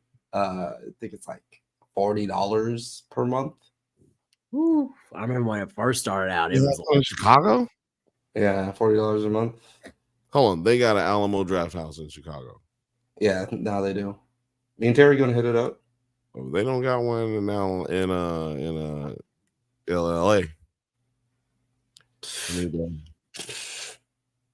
I mean, well, where would they put not like us? Not one in LA? Not like us. There was. I ain't seen one. I just asked Frothy if there was one here, and she said no. Then she said, "Bitch." Maybe I'm thinking of San Francisco. Then maybe I'm looking it up right now because I know she didn't look it up. But yeah, it's pretty interesting. Movie Pass. Smash or pass. Movie Pass. Yeah, there is. I went to it. I remember I saw There's one downtown. Nick Cage there. I went and saw what was that vampire movie? Renfield. I saw Renfield there. Yeah, it's on 700 West 7th Street. Yeah, it's like in a mall or something.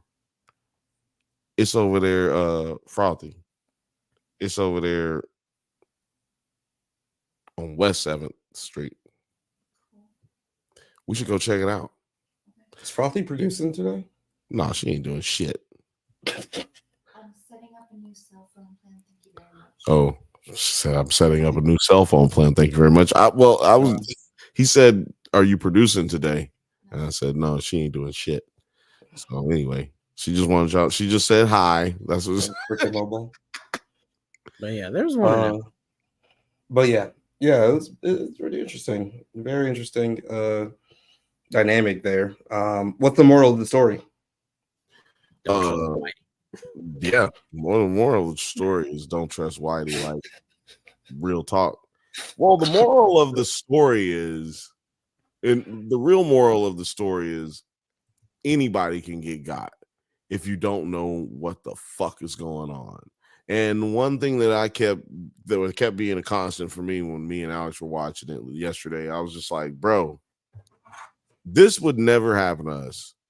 And the only reason it would never happen to us, not because like I'm financially gifted or anything, I read so much or whatever, it's just I've literally seen this happen. Like I just am a nerd about like court cases and shit. Like, so I've seen this kind of shit happen before to other companies, and knowing that this is what fucking mobsters literally do. Like, a shakedown is a shakedown. However you try to dress it up, it's still a shakedown. And this had all of the signs of a shakedown. And I just feel like, these guys, if you look at these two black men starting this company, they hanging out with all the black billionaires of America. Like, these dudes are connected. And then all of a sudden they get screwed over. Like, they get a jug ran on them. You would assume that it's because they lacked some level of intelligence that these other people had over them, black or white, whoever it is that fucked them over. You'd assume that they lacked some level of intelligence. But honestly, it was just that they lacked street smarts. They lacked a level of street smarts that allowed them to like be taken advantage of. Because like I'm not taking any like I'm not saying you should be fucking hood as a motherfucker or anything, but they American fiction that bitch. Like, they just lack a certain level of what some people might call common sense.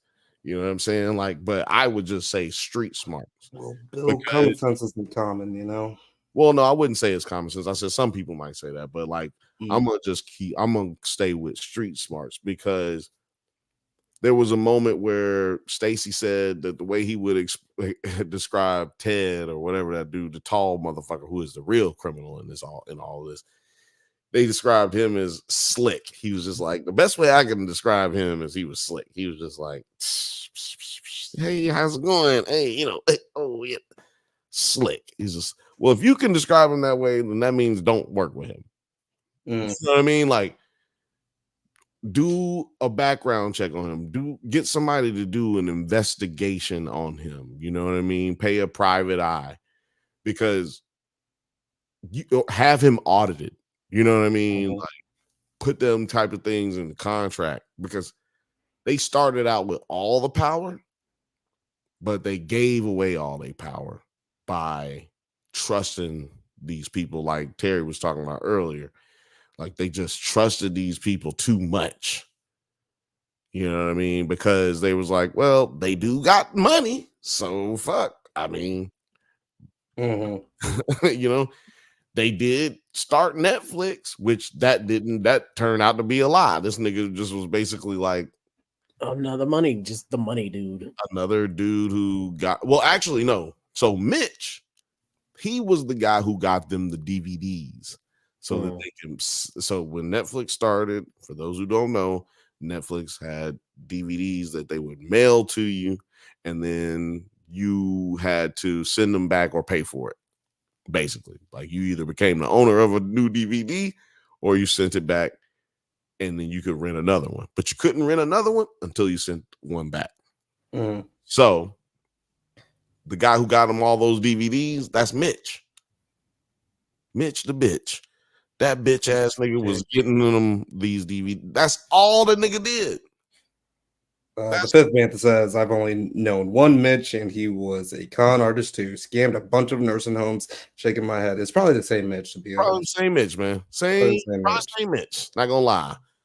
This Mitch might be the same. Might be the same thing. Even if you say he doesn't look like the Mitch you was talking about, this nigga probably has plastic surgeries. Birds of the feather. So this actually kind of reminds me of this other topic because you know how that wasn't me. I didn't do anything. I don't know what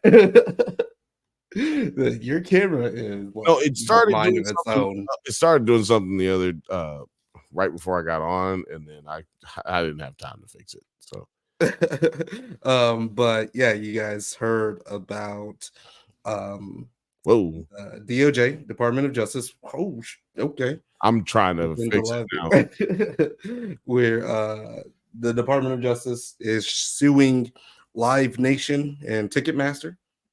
They're saying, you know, fuck this racket that you got going, this monopoly that you got going, this ownership. Yeah. So this is actually in the works right now.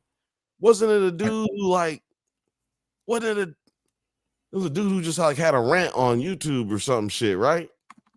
I mean, like people have been mad as fuck at Ticketmaster. No, it was like an artist. Excuse me. It was just like a artist. I can't remember who it was, but yeah, like it's funny to me because I've always known it was a monopoly. It was a monopoly as soon as Live Nation bought Ticketmaster. Mm-hmm. That was like 20 years ago or 25 years ago, damn near. But yeah, so that's in the works right now, just to try to break up that racket. And good. Because fuck them. Thing to talk about because shout out to Kenya. Oh my god, Kenya! I haven't seen Kenya in so long. Shout out to I hope Kenya. you've been doing great. Oh, I can't look up and I can't put my hands in the air. I hope you've been doing. I'll do it. Back. So it seems like Kenya's got some thoughts about Ticketmaster as well and all of that. Let us know what concert you got screwed over. Because dang. Okay, so you can zoom in and everything now too. Oh yeah, nigga, I can do this. You can do it just with your. Can we zoom out? You got the gestures. Well, I can do it. I just got to move my mic. You got to just go like. Okay. There we go. That's pretty good.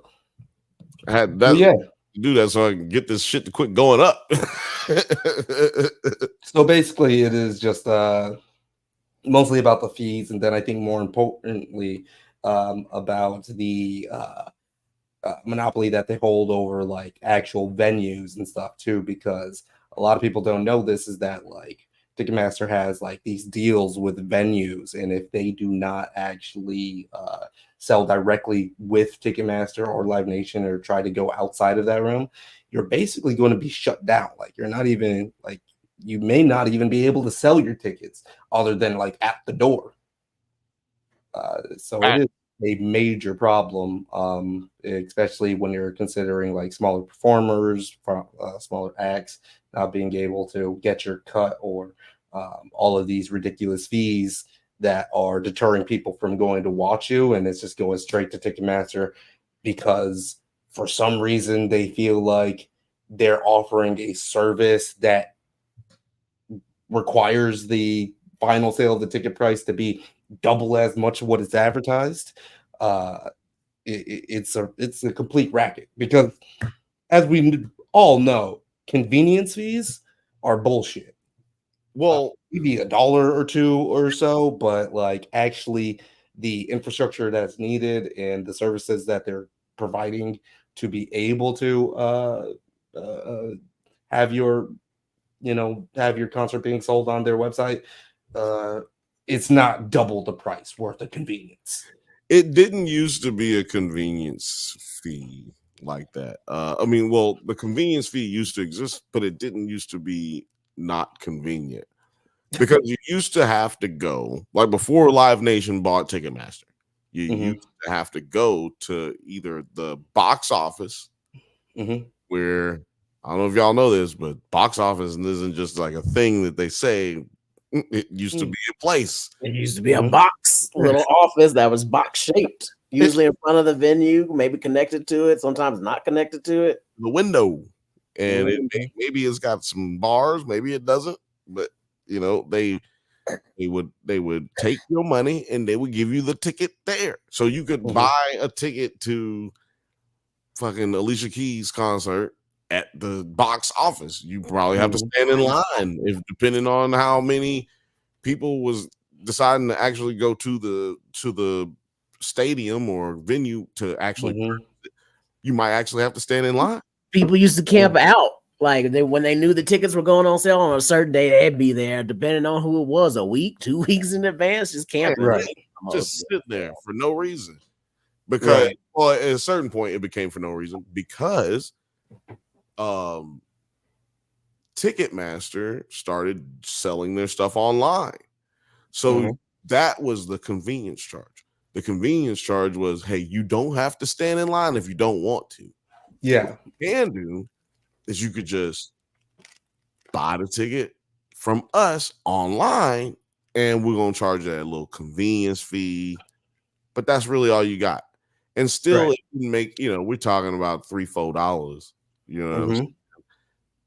And for that, it was amazing. But when Live Nation got involved, we talking about the early 2000s.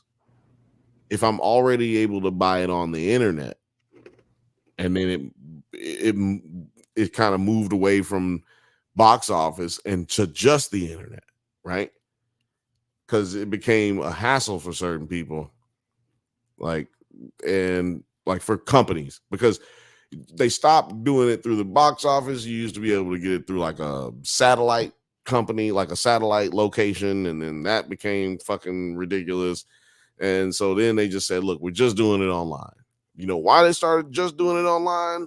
Give me them credit cards, because credit cards now be able to tell us how to, attack your data and be able to promote things towards you.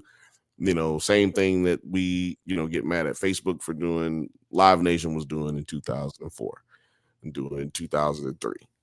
And yeah, with your credit card information. So if you went to see a Metallica concert, they would target marketing towards you for Metallica clothes, Metallica shirts, and vice versa. If you bought a Metallica jacket or a t-shirt, they would send you advertising for Metallica shows, right? It's just how marketing works. Just, I'm not saying anything nefarious is happening there, but when you're that now in the back end connected to these contracts that the musicians have on top of with the venue too. Here, read off what Kenny said here, because that's the nefarious part too. This thing right here. I feel like I read somewhere that if your venue didn't want to use Ticketmaster, it was going to be almost impossible to have any Live Nation artists perform at your place. Pretty much. It's not almost impossible. It was. Man, you got blacklisted. Impossible. You can't get, because Live Nation bought Ticketmaster, there's no way that the Live Nation artist is going to be going on tour if you're not using their Ticketmaster. Why? No. Which is why you stopped seeing certain. If you ever wondered to yourself, why did my favorite artist stop coming to X town? That's why. That's the reason why. We had a lot of issues with that in like Birmingham, Alabama, and probably some other flyover cities, flyover towns probably had the same situation. Like if Live Nation isn't gonna pay that, because that band can show up to your town, but Live Nation's not going to be promoting it. So then most likely that band ain't gonna be showing up to your town. Right. They could do it on their own volition, but that's so not likely to happen, right? And then I'm reading this right here. So it says the average concert ticket has increased at an 11.5% annual rate from $60 in 2010, according to the New York Times, to $252 in 2023. During that time, the consumer price index rose at an average annual rate of 2.6%, according to the Bureau of Statistics. So that is saying that it's 4 times the average rate of inflation. These tickets are going to go up. Inflation is a thing. It's going to happen. But as we were talking about, like, your fiduciary responsibility to your shareholders to make sure that you're increasing profits, and especially outpacing any type of inflation for the product that you're offering, you're going to want to beat that a little bit more. What happened here is that they had such a control of the market, control of the artists, control of the venues, that they were able to basically go crazy with this shit. And that's why, the Taylor Swift tickets, Eras Tour debacle last year, or even like the Beyonce tickets or whatever too. That shit was out of control. And the weekend tickets. It would be raising up to like damn near thousands of dollars for the same tickets. And I think the other nefarious thing that you were going to touch on too was their relationship with scalpers. I was not going to talk about their relationship with scalpers. I'm not a snitch. I would never be. No, but it's not even like actual people. No, it's just like I'm joking. Others, I just don't know nothing about that part. Would you enlighten me? Enlighten me. Well, there's a bunch of like scalper, resale websites, right? Oh no, I didn't know about Kirsten Cobb. Oh, I bet you. Oh yeah, the bots. The bots, yes, the bots. They were raided by scalping bots that would just, and they weren't doing anything about it because you could resell if you bought tickets on Ticketmaster, you could then resell them on Ticketmaster. Ticketmaster. Yeah. So if I bought a whole bunch of tickets and I'm like, because I know this is going to be a popular show, then I could just wait till they sell out, and then I could go back. I'm paying Ticketmaster they little cut, and then I'm gonna sell these tickets too. But then bots started getting involved. Bots who could buy tickets a whole lot faster than any human could on a computer buying. Yada yada yada. And it says here what happened with fantasy football.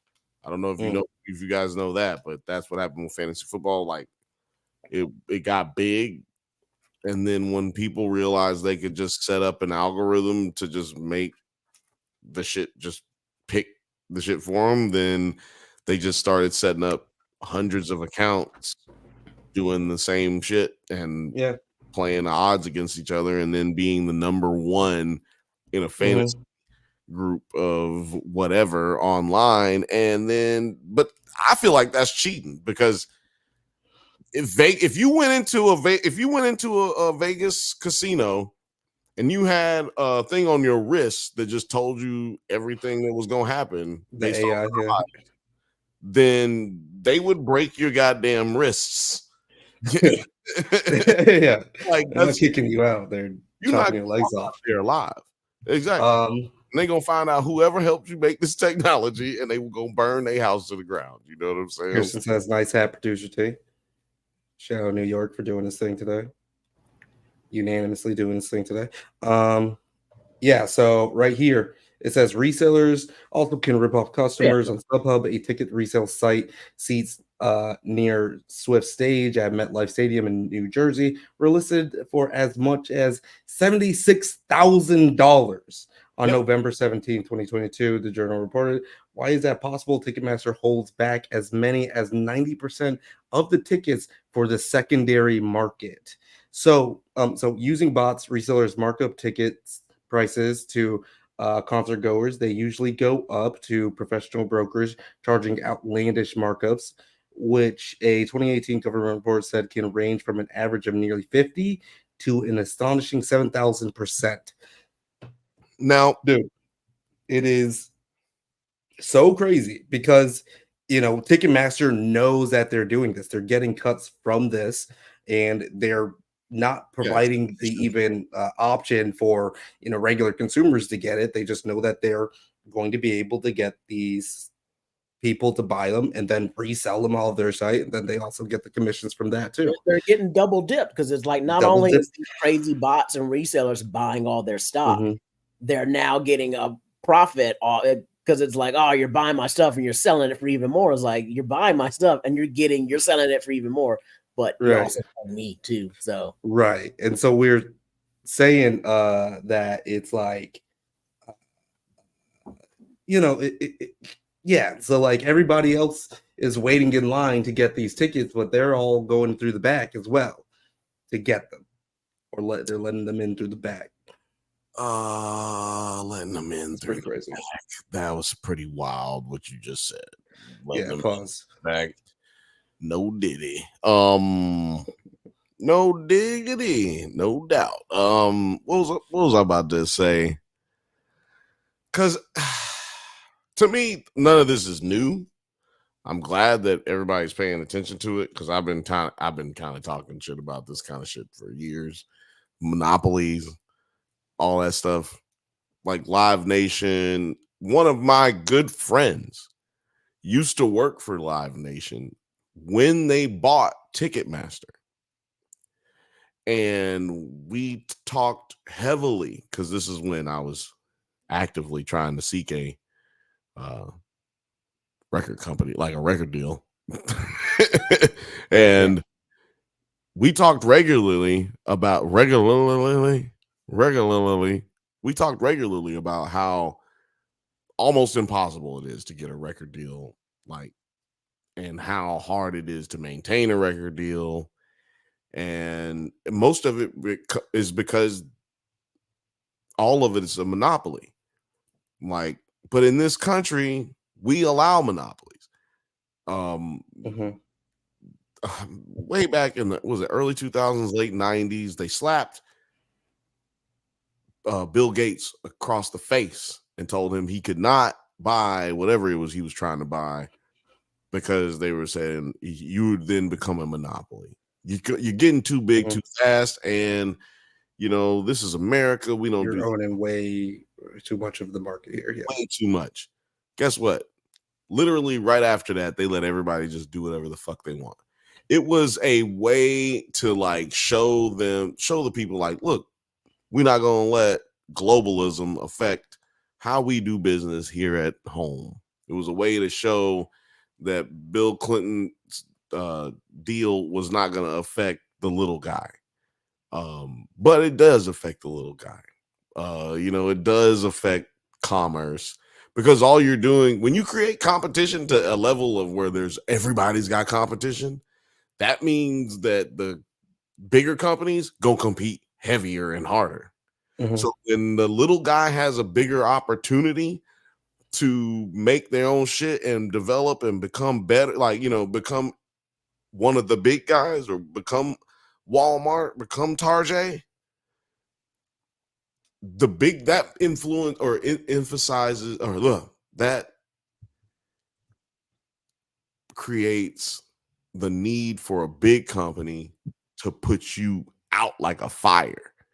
Like you're just little fires popping up all over the place. And that's what you see the Zuckerbergs of the world doing now. That's what you think there hasn't been an Amazon that tried, like, people like, when's the new Amazon going to get created? Somebody has already created the new Amazon. But guess what? Bezos bought it. Yeah, I mean, it's coming out from Temu, and it's bad. It's bad merchandise or whatever. But that's the only way that you're able to get ahead in this market where Amazon completely dominates. In Temu through China, though, isn't that like, I'm not talking about them China ones. I'm talking about like American-based ones. That's what I'm talking about. Oh, yeah. Temu just bought. T-Mobile just bought Mint Mobile. Shout out to Ryan. Was it Ryan? Ryan Reynolds. Yeah, Ryan Reynolds. Yeah. Shout out to Ryan Reynolds. He does the. Yeah. Did they buy him too? Yeah, they just bought. Well, they bought Ryan Reynolds if they paid enough. He was a heavy investor. Yeah, he's doing the commercials and shit. So yeah. Shout out to him. He just got a big payday through T-Mobile. But that's what I'm saying. Like when you make something from the ground up, they are going to buy it. You know what I mean? So you never have an opportunity to become Facebook, T-Mobile, AT&T, whatever it is. It always becomes a monopoly eventually. But it didn't always used to be that way. And like I said, that was the benchmark for it. That was, and Bill Gates talked about it in a couple interviews not too long ago. And in the last 10 years, he's talked about it like, yo, I got hit upside the head, and now everybody's doing it. So it's like, whatever. Yeah. Whatever. It's not like for money, you know what I'm saying? It's just an embarrassing situation where you're trying to do. It says here, a breakup could take years and won't solve the problem. Live Nation has enough cash to fight the Department of Justice for years.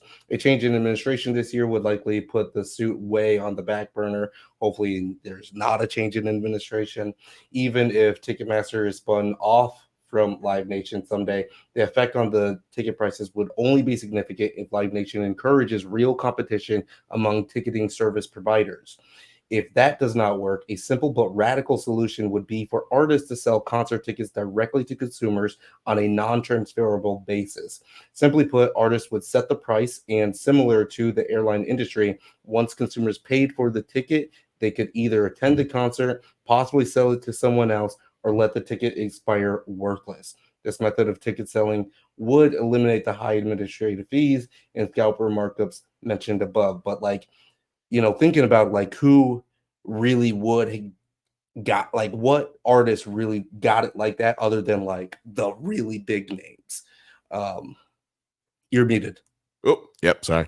Even with the really big names, it becomes tricky. Because that's what I was talking about. Somebody was talking about it recently, but it was just I thought it was funny because I'm like, people don't know this. Like, I could sign you to a 3-album deal, right? Let's say the first album, let's just talk about a 1-album deal. I'm signing Terry. Terry, I'm gonna sign you to a deal. You gonna go on tour. Let's say you're gonna do 120 shows. Let's say 120 shows. That's what we got planned for you for a year. Now we done spent, let's say, $4 million on you to get everything, like your album, the promotion, the tour, like everything, recording everything. About $4 million. Now, all that was an advance that we gave you from an advance of, let's say, $10 million, just for good math, right? Gave you an advance of $10 million. Now, your job now is, as we all know, is you got to go recoup that money, right? That was basically a loan. It's not really your money. It was your money to do what you will with it, within the confines of also giving me my motherfucking money, right? Like, that's the understanding that we got. And you looking at it like, man, okay, but my shit is hot. Now we saying your shit is the new hotness, okay? Like this is that scenario. It's not like you struggling to make shit happen. No, your shit is popping, okay? You thinking I can do that? Fuck it, because I know I'm gonna make this much. Like I got these cities gonna be locked up. You know what I'm saying? I'm gonna sell out. You do the math, and you like, I'm gonna be good with them. 120 shows. I'm gonna be good with them after about 50 shows, right? So you got about 70 shows left to yourself. That's profit, right? Basically, I'm seeing profit after that. That's what you're thinking. But all that's based off of ticket prices and shit like that, right? Let's just say ticket prices. Live Nation has the ability, though, to control the ticket prices. So Live Nation can front in the first 25, 50 shows that you have of the 120 and say, well, we're going to put these on sale. We're going to put these on sale. So now they not $500 a ticket like they were, or, $200 a ticket. Now they $140 a ticket. You know what I'm saying? And now you're looking at it like, damn, How am I supposed to make up that money? And now it's stretching out how long it's going to take you to pay them back. But you don't know that they've already got a stadium deal with the venue that's giving them a piece of the concessions, a piece of the beer sales, alcohol sales. It's giving them a piece of merchandise, and it's giving them a piece of the door. It's giving them everything. And they already sold your ticket. They are actually like octopuses. They got all the tentacles in everything, man. Like, there's no way for you to really. So even the biggest artists can be fucked over by that system, right? Like, because you don't have control over how many of those tickets go on sale. You don't have any control over the throttling of the prices that they either gouge or give a, like I said, a sale to, a discount on.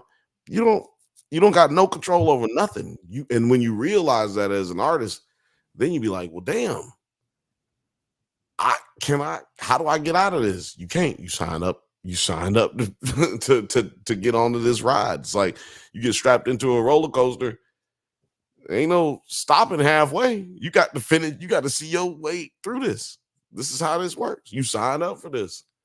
But one thing that ain't in that article, and one thing that ain't nobody talking about, is when you sign a record deal, most times the record company will suggest lawyers to you, agents to you, right? And them agents already got a deal with the record company. Let's just say they don't suggest their agent to you. Let's say a big time agent run up on you and is trying to do a deal with you. He gets you a record deal with a company. He got a deal with that record company. So he doing a back end deal with them. He getting a money for just bringing them to you, and then got you thinking that y'all fighting for something, when really he gonna get the deal that they want regardless. And let's just say you get the deal that you want, and you looking at it like you fucked them over. Well, your agent's still winning because that means he got more and the money that they was gonna give him anyway. That's how that shit works. And that should be even more scary to an artist or entertainer who's going into the business, because you got to look at it like, damn, where do I actually make any money? And who isn't trying to steal from me? Like, and the answer is, you not gonna make as much money as you think you are. And the only way to keep yourself safe is keep good people around you, and people that you can trust, truly trust, not just like the homie, not just like, somebody that I've known a long time, like people who you can really trust. Sometimes you can trust people you have known for a short period of time better than you can trust somebody that you've known for a long period of time. That's true. Yeah, so it's gonna so as the Department of Justice is gonna be looking into this shit, they look into a lot of shit. Who cares at the end of the day? We don't really know what's going to come from this, but at least they're doing something. It's a little bit too little too late, in my opinion. You're right, because of the stranglehold that they've already got on so many different artists and venues. It's going to have to take like a whole industry push back against this, and it's going to be a lot of people that are going to need to be okay with losing a lot of money, which typically doesn't work out. You're right about the too little too late part too, because if you were, let's just say this case turns out that they're guilty, right? And they are a monopoly and they have to break up all the companies, right? Mm-hmm. You're just going to make them more rich. So the last time that actually happened, I think it was JP Morgan became the richest man. Oh no, it was JP Rockefeller, right? Rockefeller became the richest man in the world at one point, not because he worked so hard and was so diligent, right? Like he stole a bunch of shit, but he became one of the richest men in the world, had a big conglomerate of companies, a monopoly.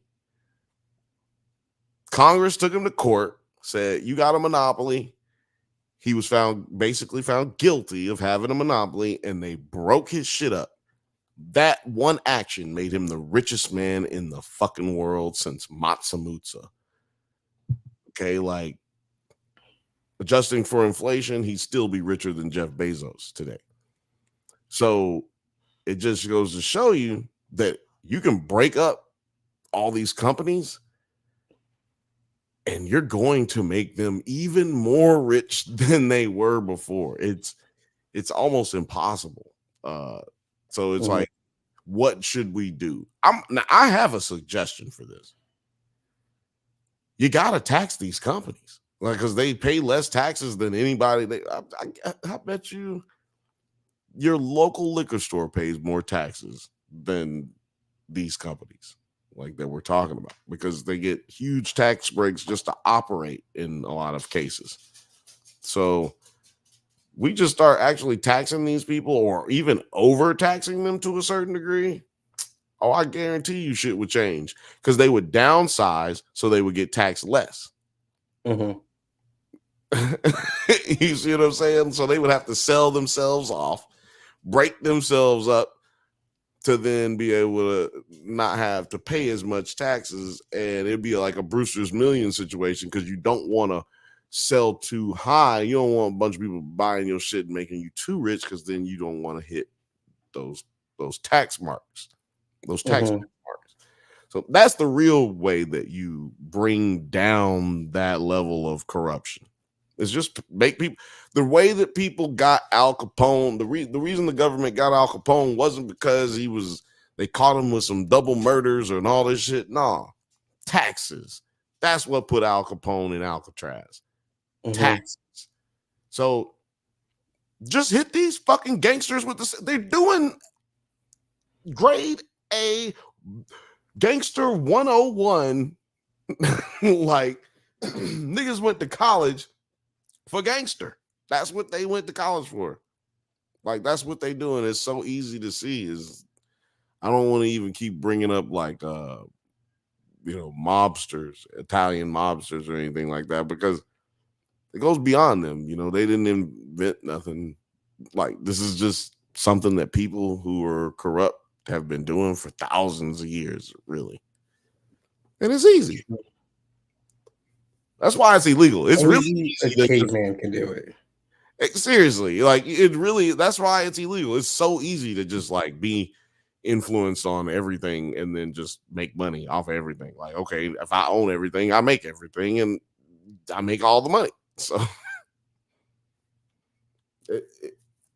it's crazy how hard it is to get rid of it, though. But it's really, actually, when you think about it, it's not that crazy, because you need people to be smart to fucking like do anything about it. You need people like us to be as smart as the three of us are everywhere. You see what I'm saying? And I'm not even that smart, so I'm not even that smart. So if motherfuckers can't even get to this level, then we got a lot of fucking trouble. We got a lot of problems, man. But one problem you don't have is watching a lot of doo-doo ass movies on TV right now, or TV and streaming. Because I watched Atlas and Madam Web. I pointed out that the number 1 and number 2 movies on Netflix right now are Atlas is number 1, Madam Web is number 2, and I did want to just point out this right here, because I found just saw this. Sony Pictures to use AI to produce movies and shows in more efficient ways, which is fucking weird as fuck to me that anybody at Sony Pictures would even say that.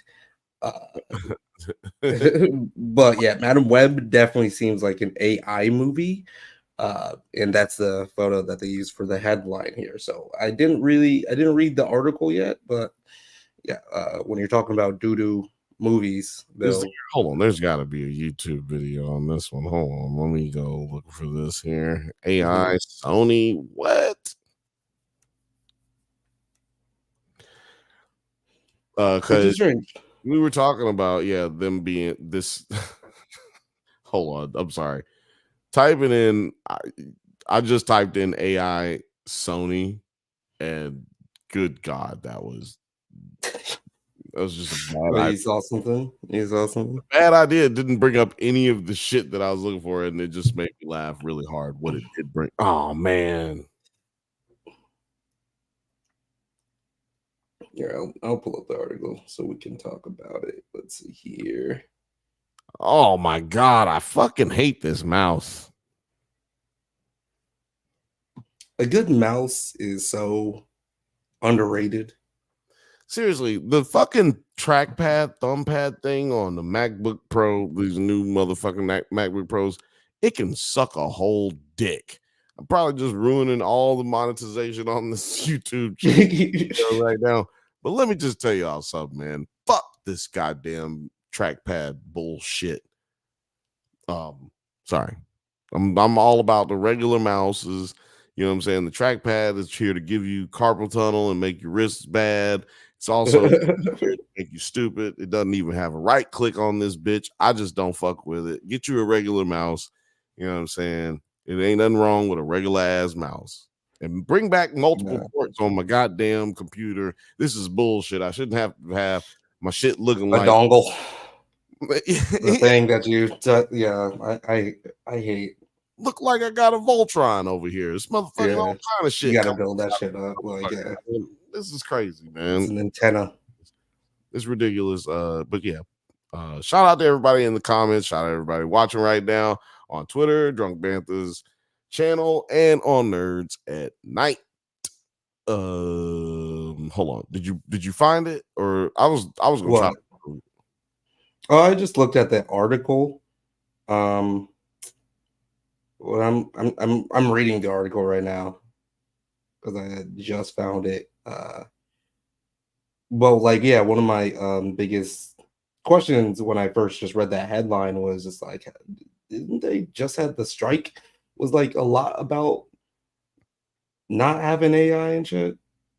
Yep, that's I mean, but so that's why they did it. They were like, yo, don't lie to me, because that's what they did last time. They said last time they went on strike, it was about streaming. And they were like, look, man, we're not gonna be. I know y'all think we're gonna be just streaming everything, streaming. That's not gonna be. That's not real. There's a very low possibility of us actually streaming content. Like, come on, that's not gonna happen. And the actors were like, no, bro, like we see it happening. Like HBO was already streaming, CBS, period, like in general, was already streaming, but they was free. They were streaming shows like Numbers and CSI and whatever else you can think of that's in that vein. They were streaming them already on their personal websites, CBS.com, NBC.com, got Heroes streaming, got ER streaming, but it's all free. Like, you don't have no subscription, none of that. It was just all free. What ended up happening?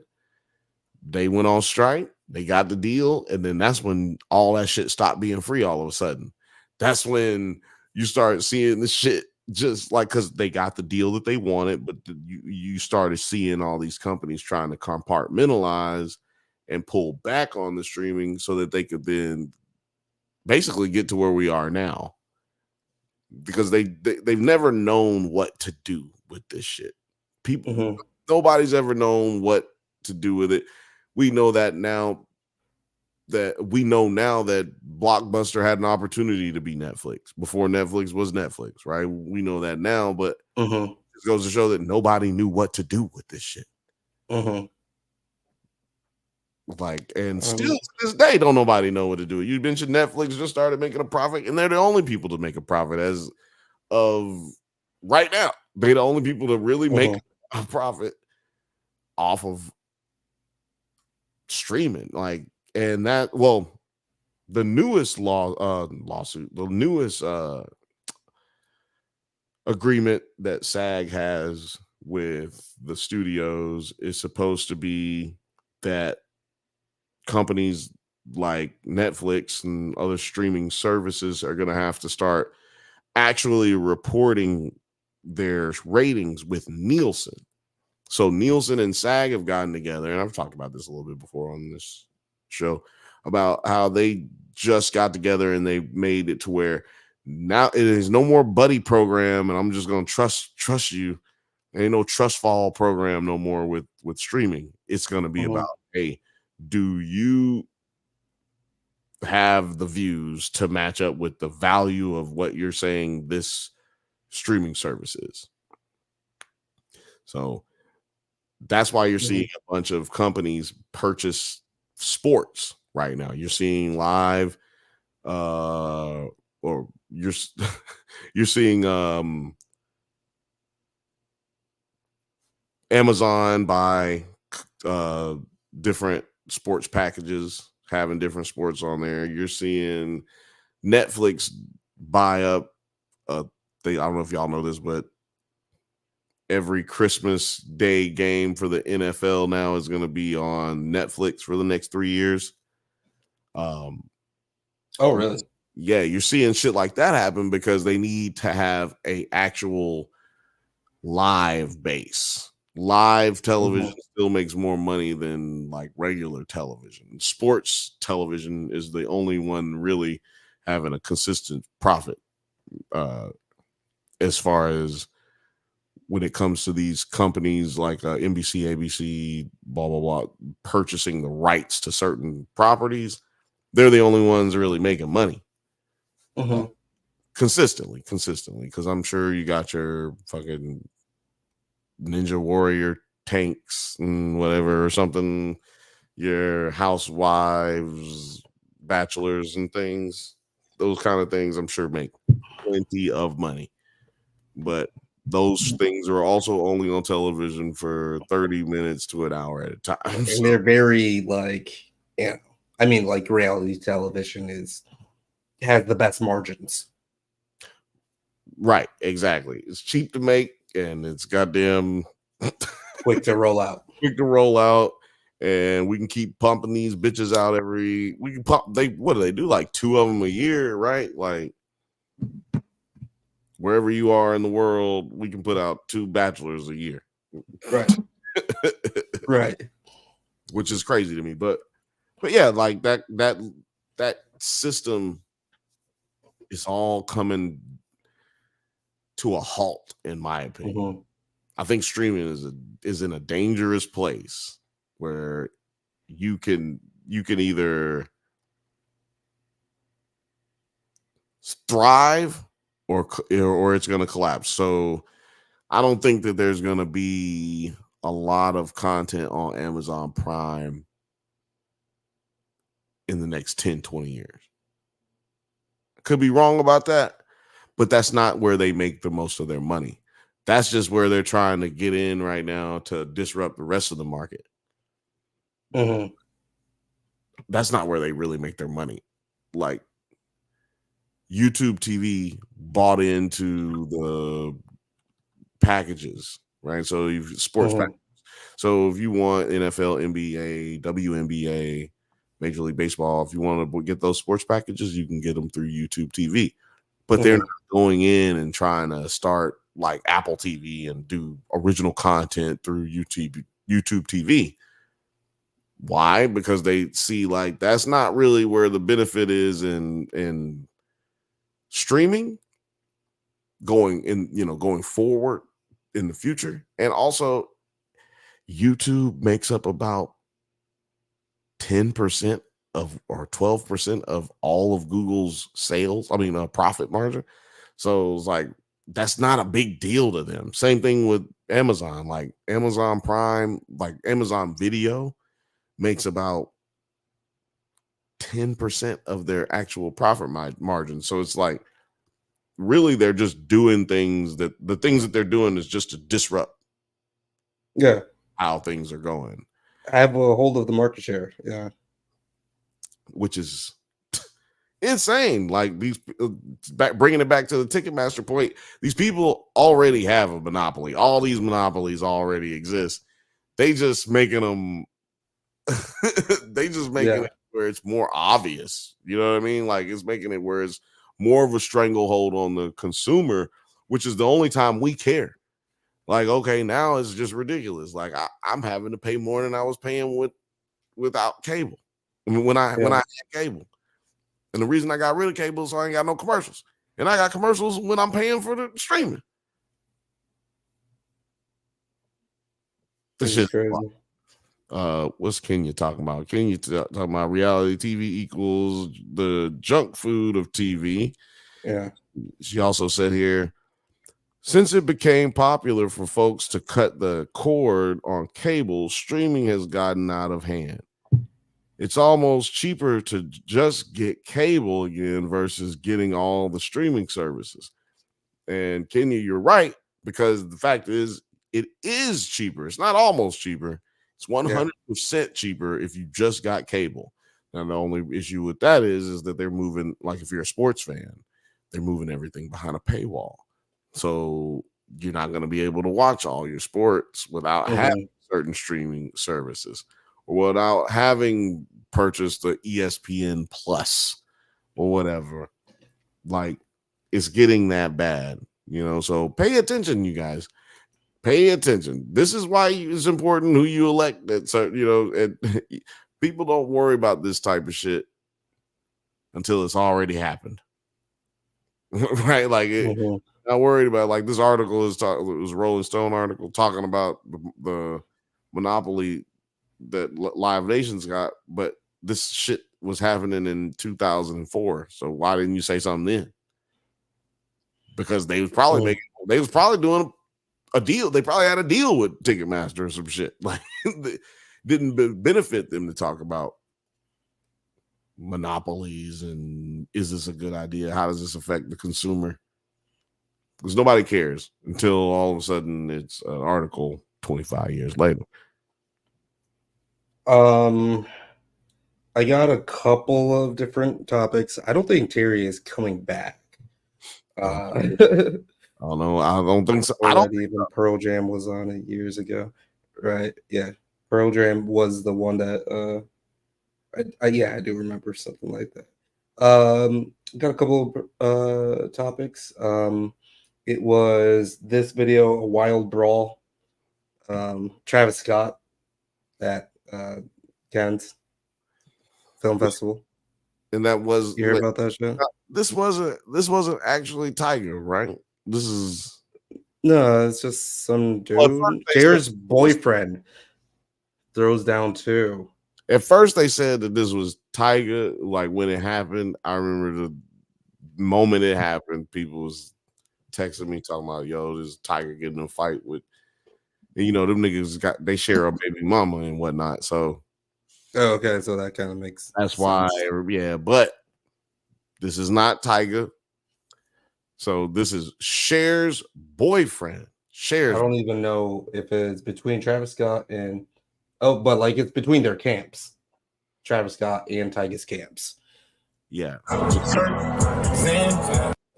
Just so happens to be Cher's boyfriend. Which is just like so out of control, right? Like why? Like he's just 24 years old. I don't know. But it's just like, bro, you're married to your girlfriend Cher. Sit your ass down. Seriously. Maybe that's what happened. Maybe nigga was like, yeah, nigga, that's why you Cher's pet. Boom. She got crazy.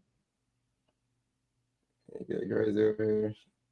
I mean, this doesn't fight to me. It looked like it was broken up pretty quickly here. It's just some TMZ shit. Because fighting is like bing, bing, bong, bong. This is a tussle to me.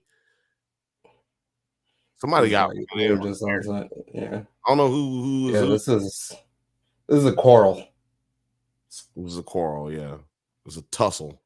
was definitely a little tussle there. Kerfuffle. Also, some news that Ken's what does it say? It said, "Oh, is this about Kelly Rowland? Who is this? Dominican actress Mazel Tavares was really rushed out of the carpet as she posed for photos at the Cannes Film Festival. The same security guard was involved in an incident with Kelly Rowland. Yeah, okay, so it does seem like it's a that bitch is just racist. The thing. So she's trying to pose for a photo. And living there. So I guess this lady is just a whole asshole because she did. That's what I'm getting from this. What the hell? But I mean, at the same time, she is supposed to like job what? Okay, so I don't know what she wants to happen. But it's like but like if you're not even able to pose for a photo, which is what people are asking to happen. No, I see what's happening here. Now, this is what's actually happening. She's getting mad because they keep picking her dress or whatever you call it. They keep picking it up. Right. And she's clearly trying to let it show, and it won't show until she has walked enough. Yeah, and it's just like, get the fuck off me though. Back the fuck up and quit touching it. Yeah, this is a these dresses aren't cheap. These are like $30,000, $40,000 dresses. Like, yo, get your hands off my motherfucking dress.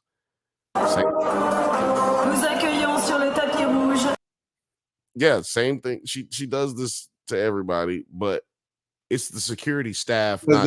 She's basically doing it to only minorities. I mean, she's doing it to everybody. She's doing it to every single person. She's an asshole. But it's not just her, it's the whole security staff.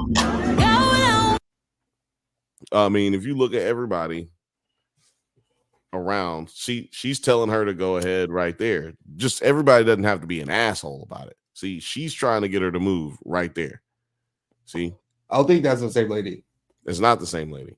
That's my point, is security trying to move her along. It is basically their job to keep you moving, because if everybody stays there and just takes pictures all day, then everybody just be sitting there taking pictures all day. It's not, you got to keep it moving. But it's the being rude part. This is the being rude portion, right? Because she's stepping on her dress. I think that's the same lady right there. That's the same lady over here. Yeah. But it's like the stepping on the dress. And she's like, do not fucking touch this girl right here. Her face is the best one. Yeah. The little girl with the girl right at the below, right behind her, because she was looking and turned around like, ooh. She's like, oh shit. No, it was the stepping on the dress. It's the touching of the dress. It's like, yo. I understand. I'm cool. But yo, don't fucking touch my $80,000 dress. Like, don't touch my $25,000 dress. Don't touch my shit. Like, you're stepping on my shit. And like, you don't know how long it took me to get into this bitch. If you step on it, bitch, I might walk and all my shit fall out. Like, what if you step on my dress and my whole dress fall apart, and then I'm sitting here ass naked on the red carpet because your dumb ass. Like, and that's basically what she told that bitch. Like, she got the It says here, in video, it looks like two of the guards' colleagues tell her to chill. She did to you too. Oh, that's with one of the I'm sure people were trying to tell her to chill, but at the same time, they're also all still trying to get her to get off the carpet. Like, their job is to get whoever is on the carpet off the carpet off the carpet in an efficient manner. Because actors love they self now. Entertainers, they love them some them. Every single one of them is like, I love me some me.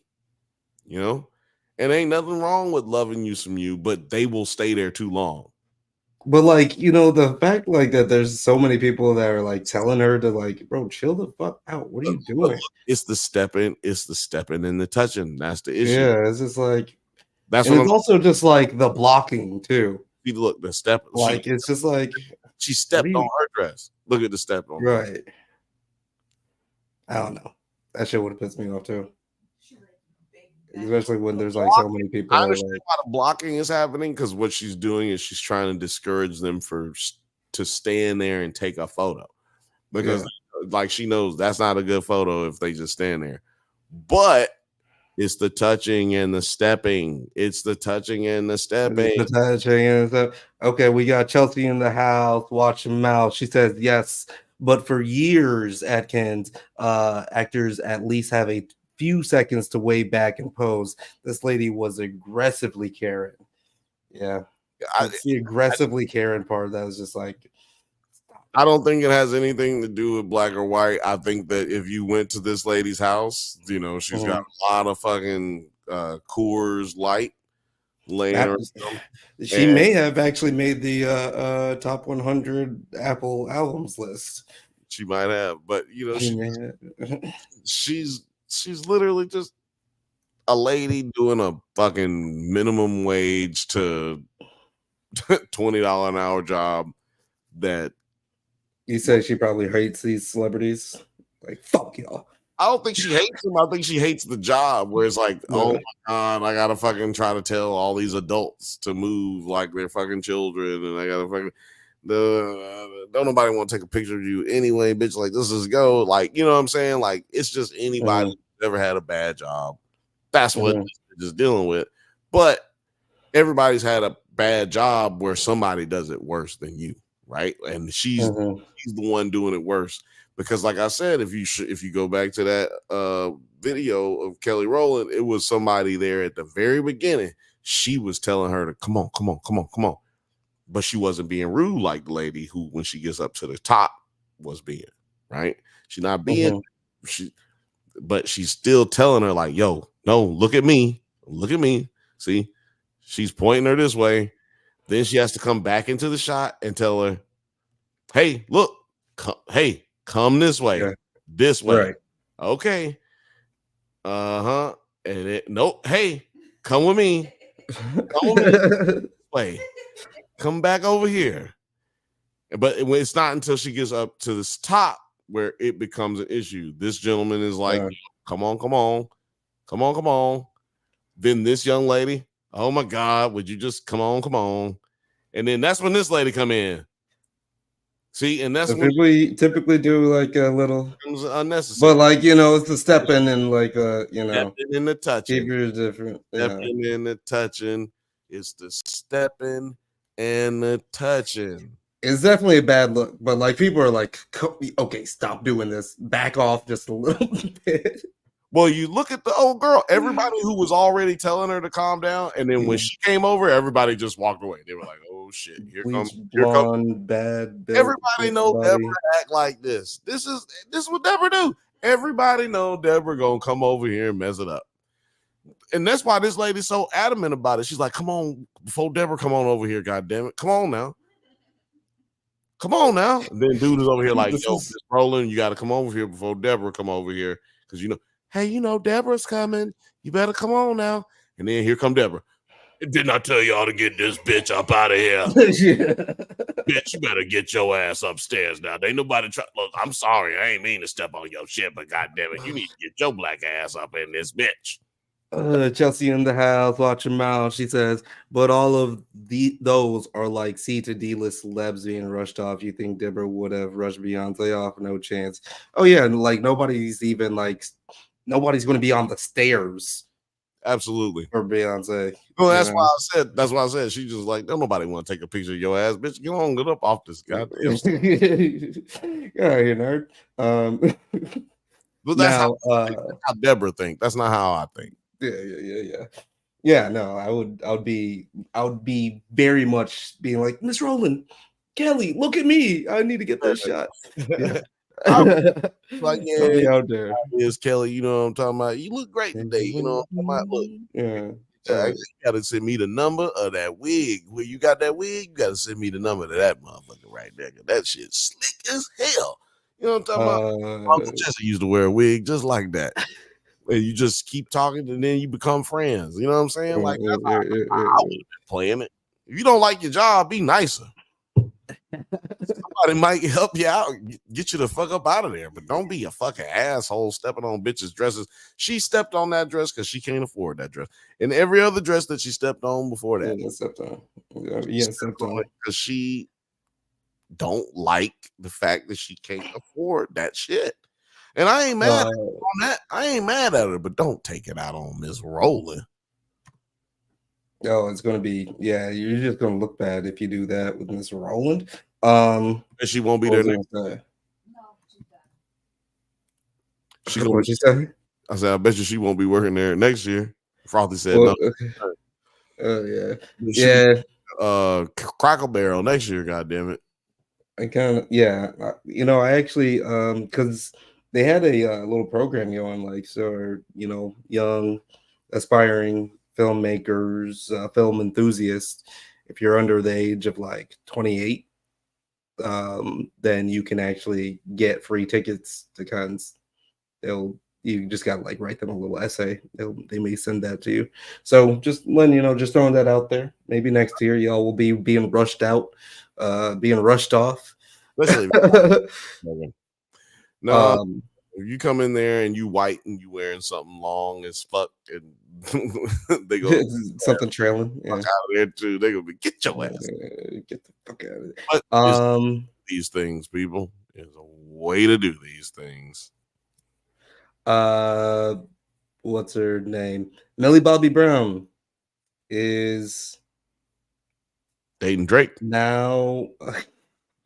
No, Drake is in shambles because Millie Bobby Brown is now married. What was the thing? What I just see?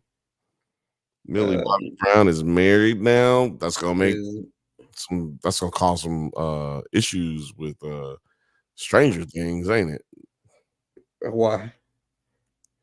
What's his name? Mike gonna be jealous. Oh, right. Yeah, he's gonna be like wanting that last kiss or whatever. Mike gonna be butt hurt in the mud. You're gonna be wanting that last kiss. What white in a ball gown. Okay. Look at this. This is crazy. Well, yeah, that's all you need right there. We can't just keep doing Stranger Things, can we? If they getting married now, like the motherfucking kids ain't kids no more, man. They getting married. Okay, yeah. So like that's kind of like a strange thing, and I actually had to look at her because she's 20 years old. So I was like, damn, like I thought. Yeah, no, I just so for the listening audience, Chelsea said basically exactly what I just said. Okay, this little girl is married, but she's acting like she's all of 14 when Stranger Things comes back. Yeah. That is she'll be 16 when Stranger Things comes back. Maybe 17, 16 years old when Stranger Things comes back.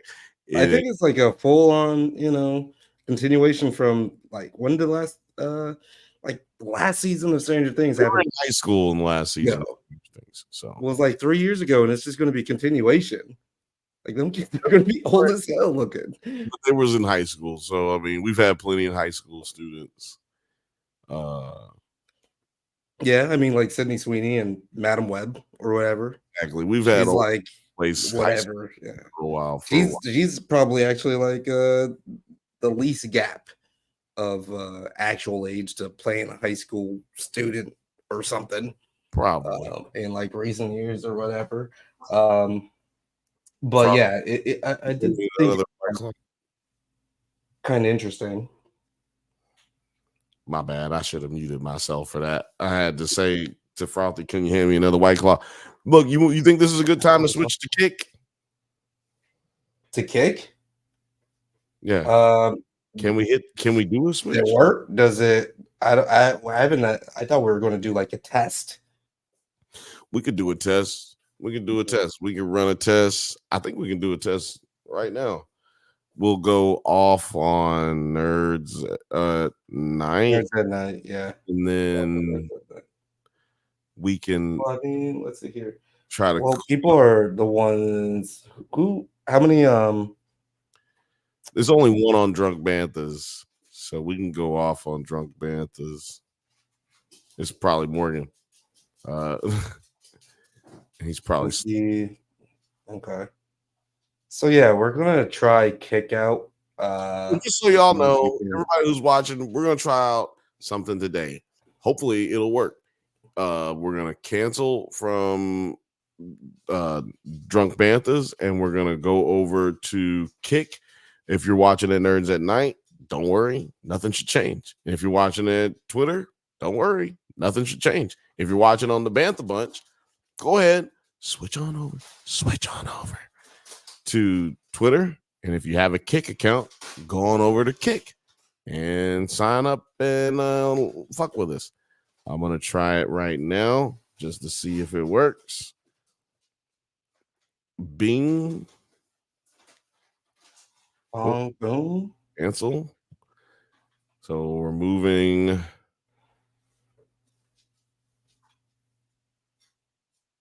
Oh no, don't delete. But I'm removing YouTube, Drunk Banthas, and I'm adding Kick. Now we're gonna go after dark. This is gonna be. And welcome now, if you're watching right now, welcome to the Bantha Bunch After Dark. I don't know if people. I got a copyright from him last week, so fuck him. Fuck that song. Did the song get like way too big or something? Dude, I got a copyright from the Kevin Spacey video we did last week. Okay, and then so I did a copyright on it, and then they fucking still hit me with a okay, wait a minute, still having trouble here. Is it working? This okay. Stream was ended or deleted on the destination. This can occur. You're having trouble. Okay. It was under delete on destination. I guess it's something about to let you know if it is resolved. Okay. Yeah. We may have to just like set that up a little later because I'm on the Kick website right now and it's like saying that we're offline. It might be that we tried to start while we were already streaming. Let me do this, and I'll tell you if it's gonna be. I'll tell you if it's the case or not. Oh, well, and is it back on Drunk Banthas? Yep. Looks like it's. Does that count as 2 streams? It will. It'll create 2 videos. I'll just cut the other one. So yeah, that didn't work. That didn't work. Bantha's After Dark is not happening. Sorry, Chelsea. If you are still listening, and also Chelsea, when are you going to come on the show? I feel like you guys some shots. I just pulled up this like pop culture segment just because. Yeah, Chelsea, they told me you were going to come on the show one day, and I was like, what? And then it never happened. Well, she was going to do it when Kirsten said she'll see us next week. So word. I don't know if I got any more pop culture news. Well, they did for the Acolyte series, and I'll message you guys for the other stuff. Oh yeah, Acolyte it's going to be a hectic June. We got so many things that we're about to be covering in June, dude, including Boys, the Acolyte, some other things that I cannot bring off the top of my head right now, but they exist. You should look up the trailer for Clipped. Clipped out on Netflix. I mean, it's coming out on FX. It's going to be about Donald Sterling, the former. Actually, it looks like it's not going to be about him necessarily. It's going to be about his mistress. But the former owner of the Los Angeles Clippers. That's hilarious. They're doing, and Ed O'Neill is playing Donald Sterling. Yeah. Lawrence Fishburne is in that bitch too. Interesting. Fishburne is in this motherfucker. It's gonna be a star-studded cast. I honestly cannot wait. I cannot wait. Just so y'all know, there's not enough room to I feel like we were just talking about this too. Like we were just talking about Donald Sterling in some capacity for some reason. Oh yeah, we were talking about him for real. But this will not. We don't. Unfortunately, we don't have enough room on the docket to talk about it on Mondays. So this will be what we talk about on Thursdays for quite a while. Starting June the 6th, I think is when it comes out.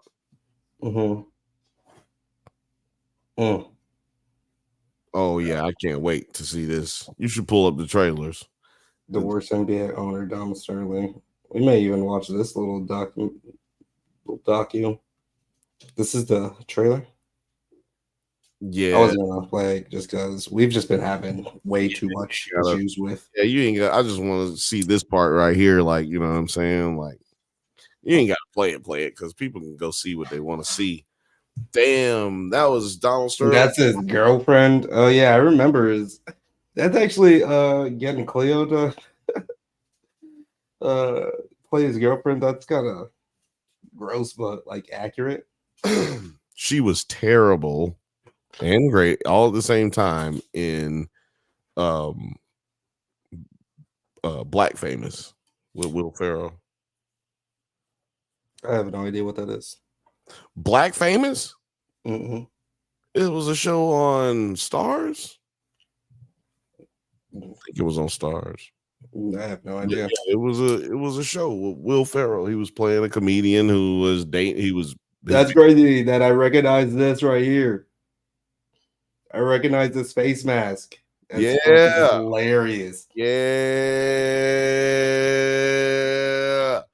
This is gonna be weird. He's rocking that. It's so weird, so creepy. I wish there was enough room on Drunk Bantha's podcast to talk about this, because this is gonna be our idol right here, man. This is the new.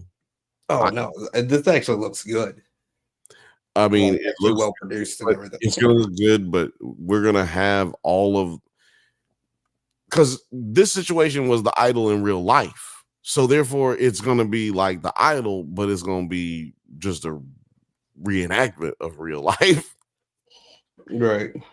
Because she was his side bitch. Look, the beginning of the trailer starts with her sitting there saying, I was his right-hand arm. Nigga, I'm not bullshitting you. She said, I was his right hand arm. Is that like an actual quote? That's an actual quote. And she said at the beginning of the trailer. You can't even say like right hand woman or something. Right hand man, right hand. No, she meant to say I was his right hand. But like, I feel like that's got to be like an actual quote that she must have said in like some interview or some shit, like, you know, on some like George Bush shit. You know, they also only once. They also interview. Yeah, it absolutely is, and they absolutely also interview her one time, and she says, "They said, what is your name?" She said, "I'm the future president of the United States." Nigga.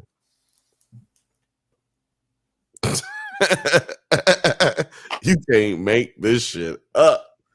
You can't make this shit up. Let's hear it for the fabulous Clippers and our new coach, Doc Rivers.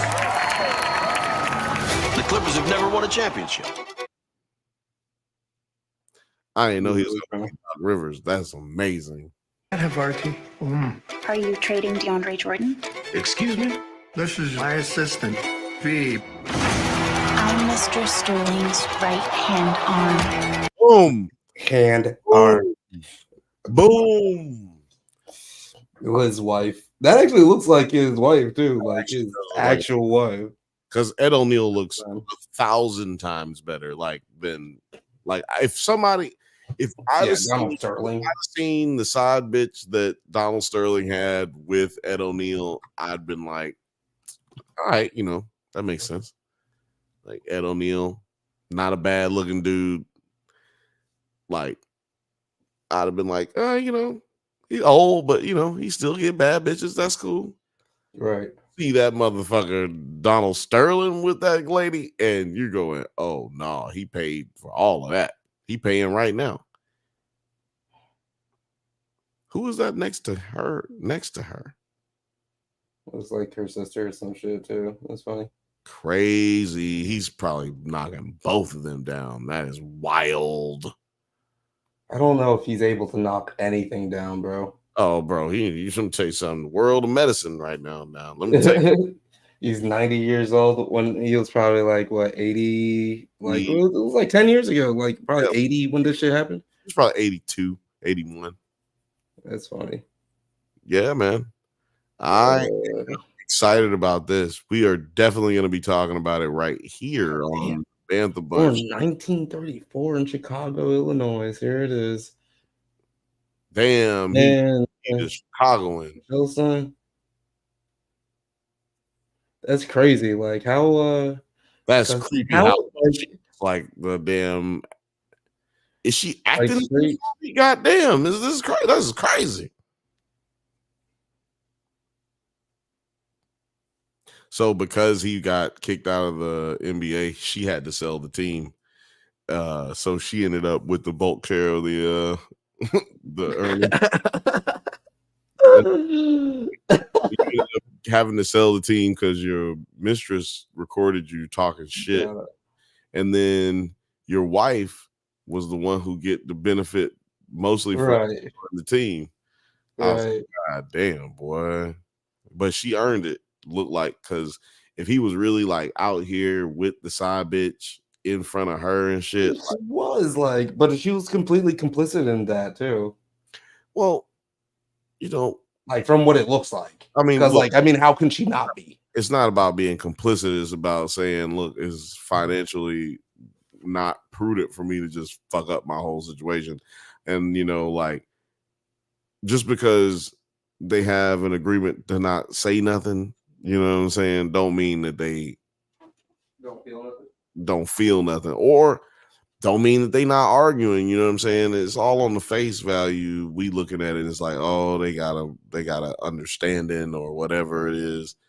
But the understanding is, I won't kill you in your sleep if you don't bring this bitch around when I'm around. That's not really like a happy marriage. And I don't think that that's like her putting up with anything. I think that's just like a financial agreement. Because like I said, her name was involved. Her name was on the team. She couldn't just sell the team because he was her husband. It was because this dude put her on the team because tax reasons, I'm sure, something nefarious. But like I said, she earned it. Whatever she got, she earned. Dealing with this goofy ass, ugly ass, nasty, bloated, melty face ass looking motherfucker. Like, if you was gonna deal with very melty facey. Yeah, if you're gonna deal with that dude for X amount of years, and we know he was a racist asshole, and we know he was like a sadistic type of human being, like, yeah. How can we have a Ferrari? Oh, hi, Mrs. Sterling. I love my calendar girl. Wow. Acres. I hired somebody to follow the money. She's suing me. I need to show them that I have the power. So not only did he get the bag, oh, that's crazy. He didn't just mess up and get with a crazy side bitch, but he got caught up with a crazy side bitch with ambition. Like, whoa, some bitches just trying to get the money and get the hell up out of there. No, this bitch was like, I need to show them that I'm in control. What, bitch? Control of what? You can't even control your mouth. Like, shut the fuck up. Like, but no, that's not what happened. And I think America's better for it. I'm not. Yeah, absolutely. America's better for it, man. Mm-hmm. Not because Donald Sterling isn't the owner of the Clippers. No. It's because Whitey takes so many things, but this is a moment when Whitey got something taken from them. Lord have mercy. You know how many white men in the world was acting like, Lord, I don't know what the fuck I'm supposed to do. They shouldn't be able to take no damn team from somebody. He owned the team. They shouldn't be able to take it from him.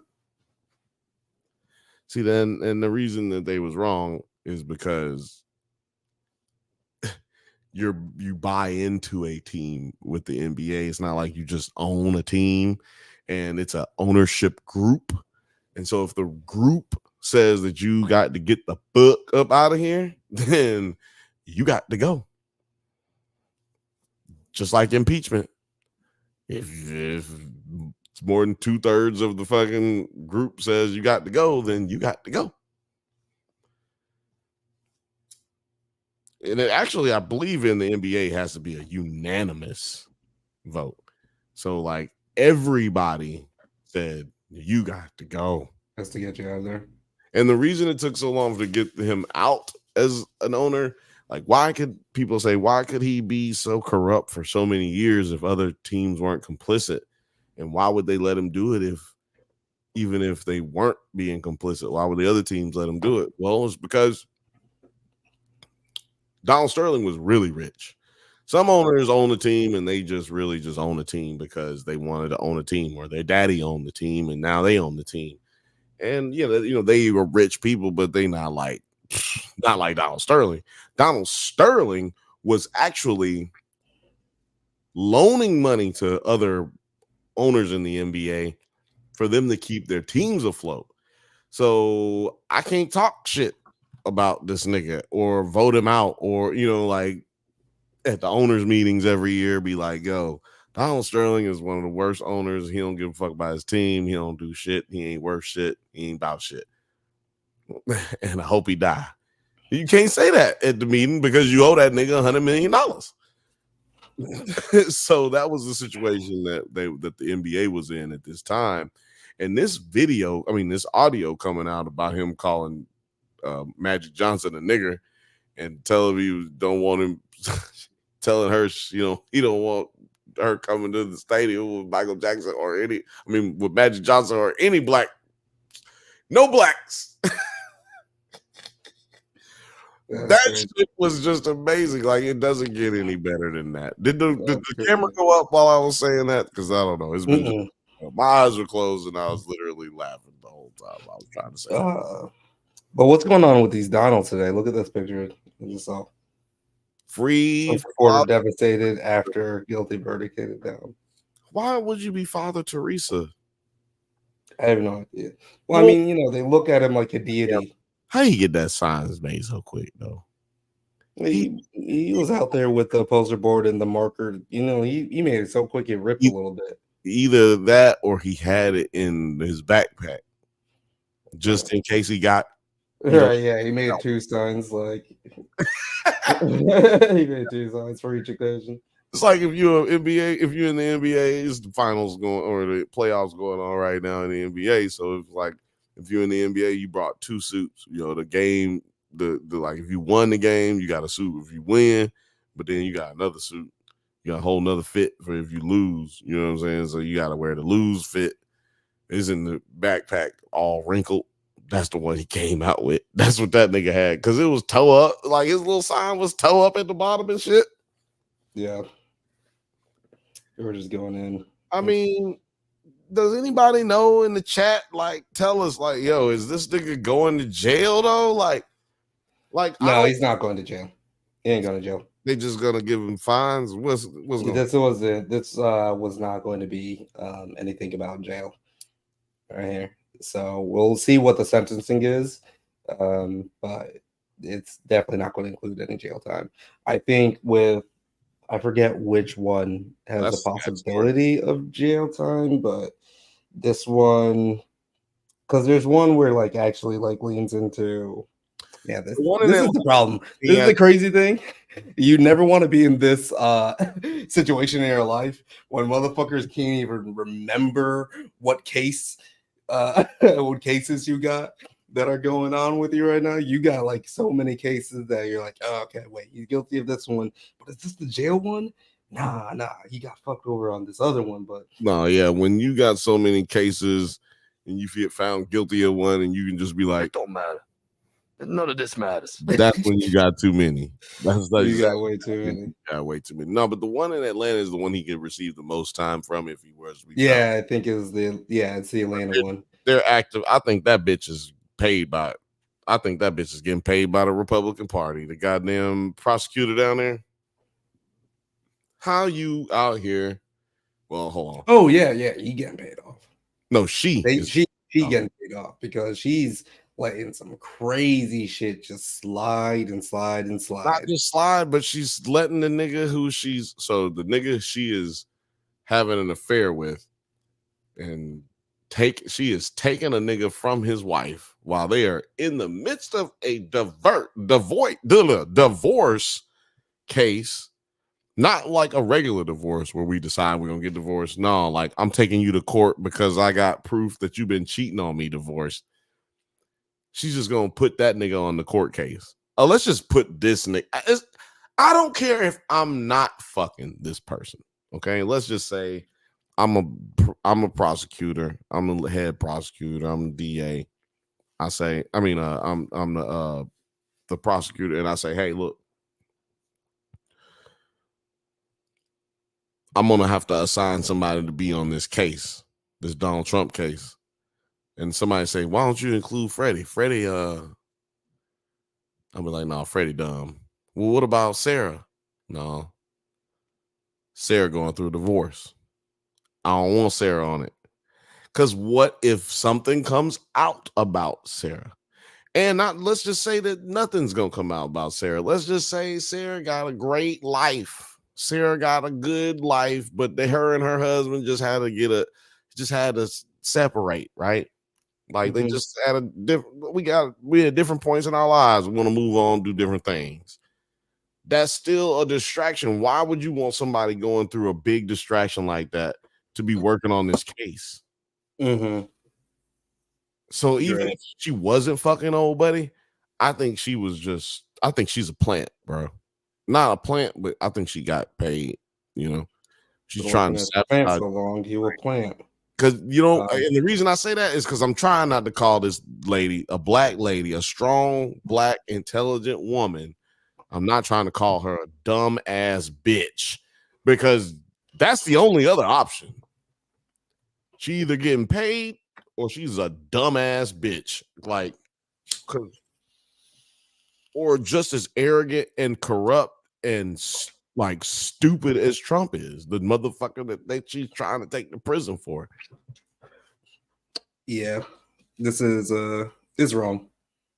It's all weird. It's all weird. It's weird, but you know what? That's America.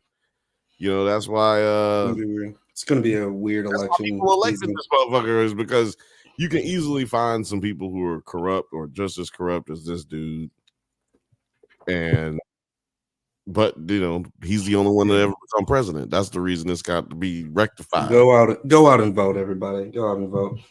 We wrapping up? Yeah, man. We gonna go on ahead and wrap it on up out of here. I'll be looking for music to play, but the only music that I don't get like copyrighted for no more is that one. This one. We don't even need it. I'm like talking about my outro music. I'll be looking for shit. It's like that's the only thing don't get. Yeah. But I can hit you with that.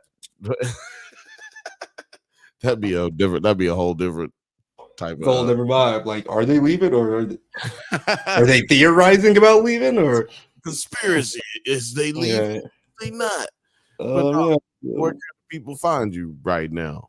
Oh yeah, you can find me on 9 Nerd Yards. That's 9 Nerd Yards on YouTube, Instagram, TikTok, Twitter. Hit me up on all of that. We also got a Discord. But yeah, I don't really got. I mean, whatever. And then shout out to Terry T-Pins, T-Pins on Instagram or whatever. But yeah. Yeah, you know what time it is, y'all. That shit just kept. Oh, you can find me is all back. You know what I'm saying?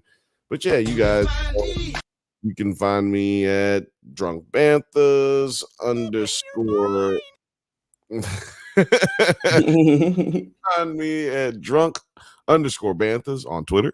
You can find me on Drunk Banthas right here on YouTube, and you can find me on Nerds at Night on YouTube as well. And anything else you need to know, you just need to go down in the description and hit us up, or just message me. Hit us up. We'll talk to you. You know what I'm saying? This Easy peasy. The Bunch Show. We do this every Thursday, 7 p.m. Pacific time. Every Thursday, 7 p.m. Pacific time. This is your favorite cousin. That is 9 from 9 Nerd Yards. And we are getting the fuck up out of here. We'll see you next week. Peace. Gotta make sure I don't do too much and it'll do some. I'm tired, but I want to dance. Dance it out.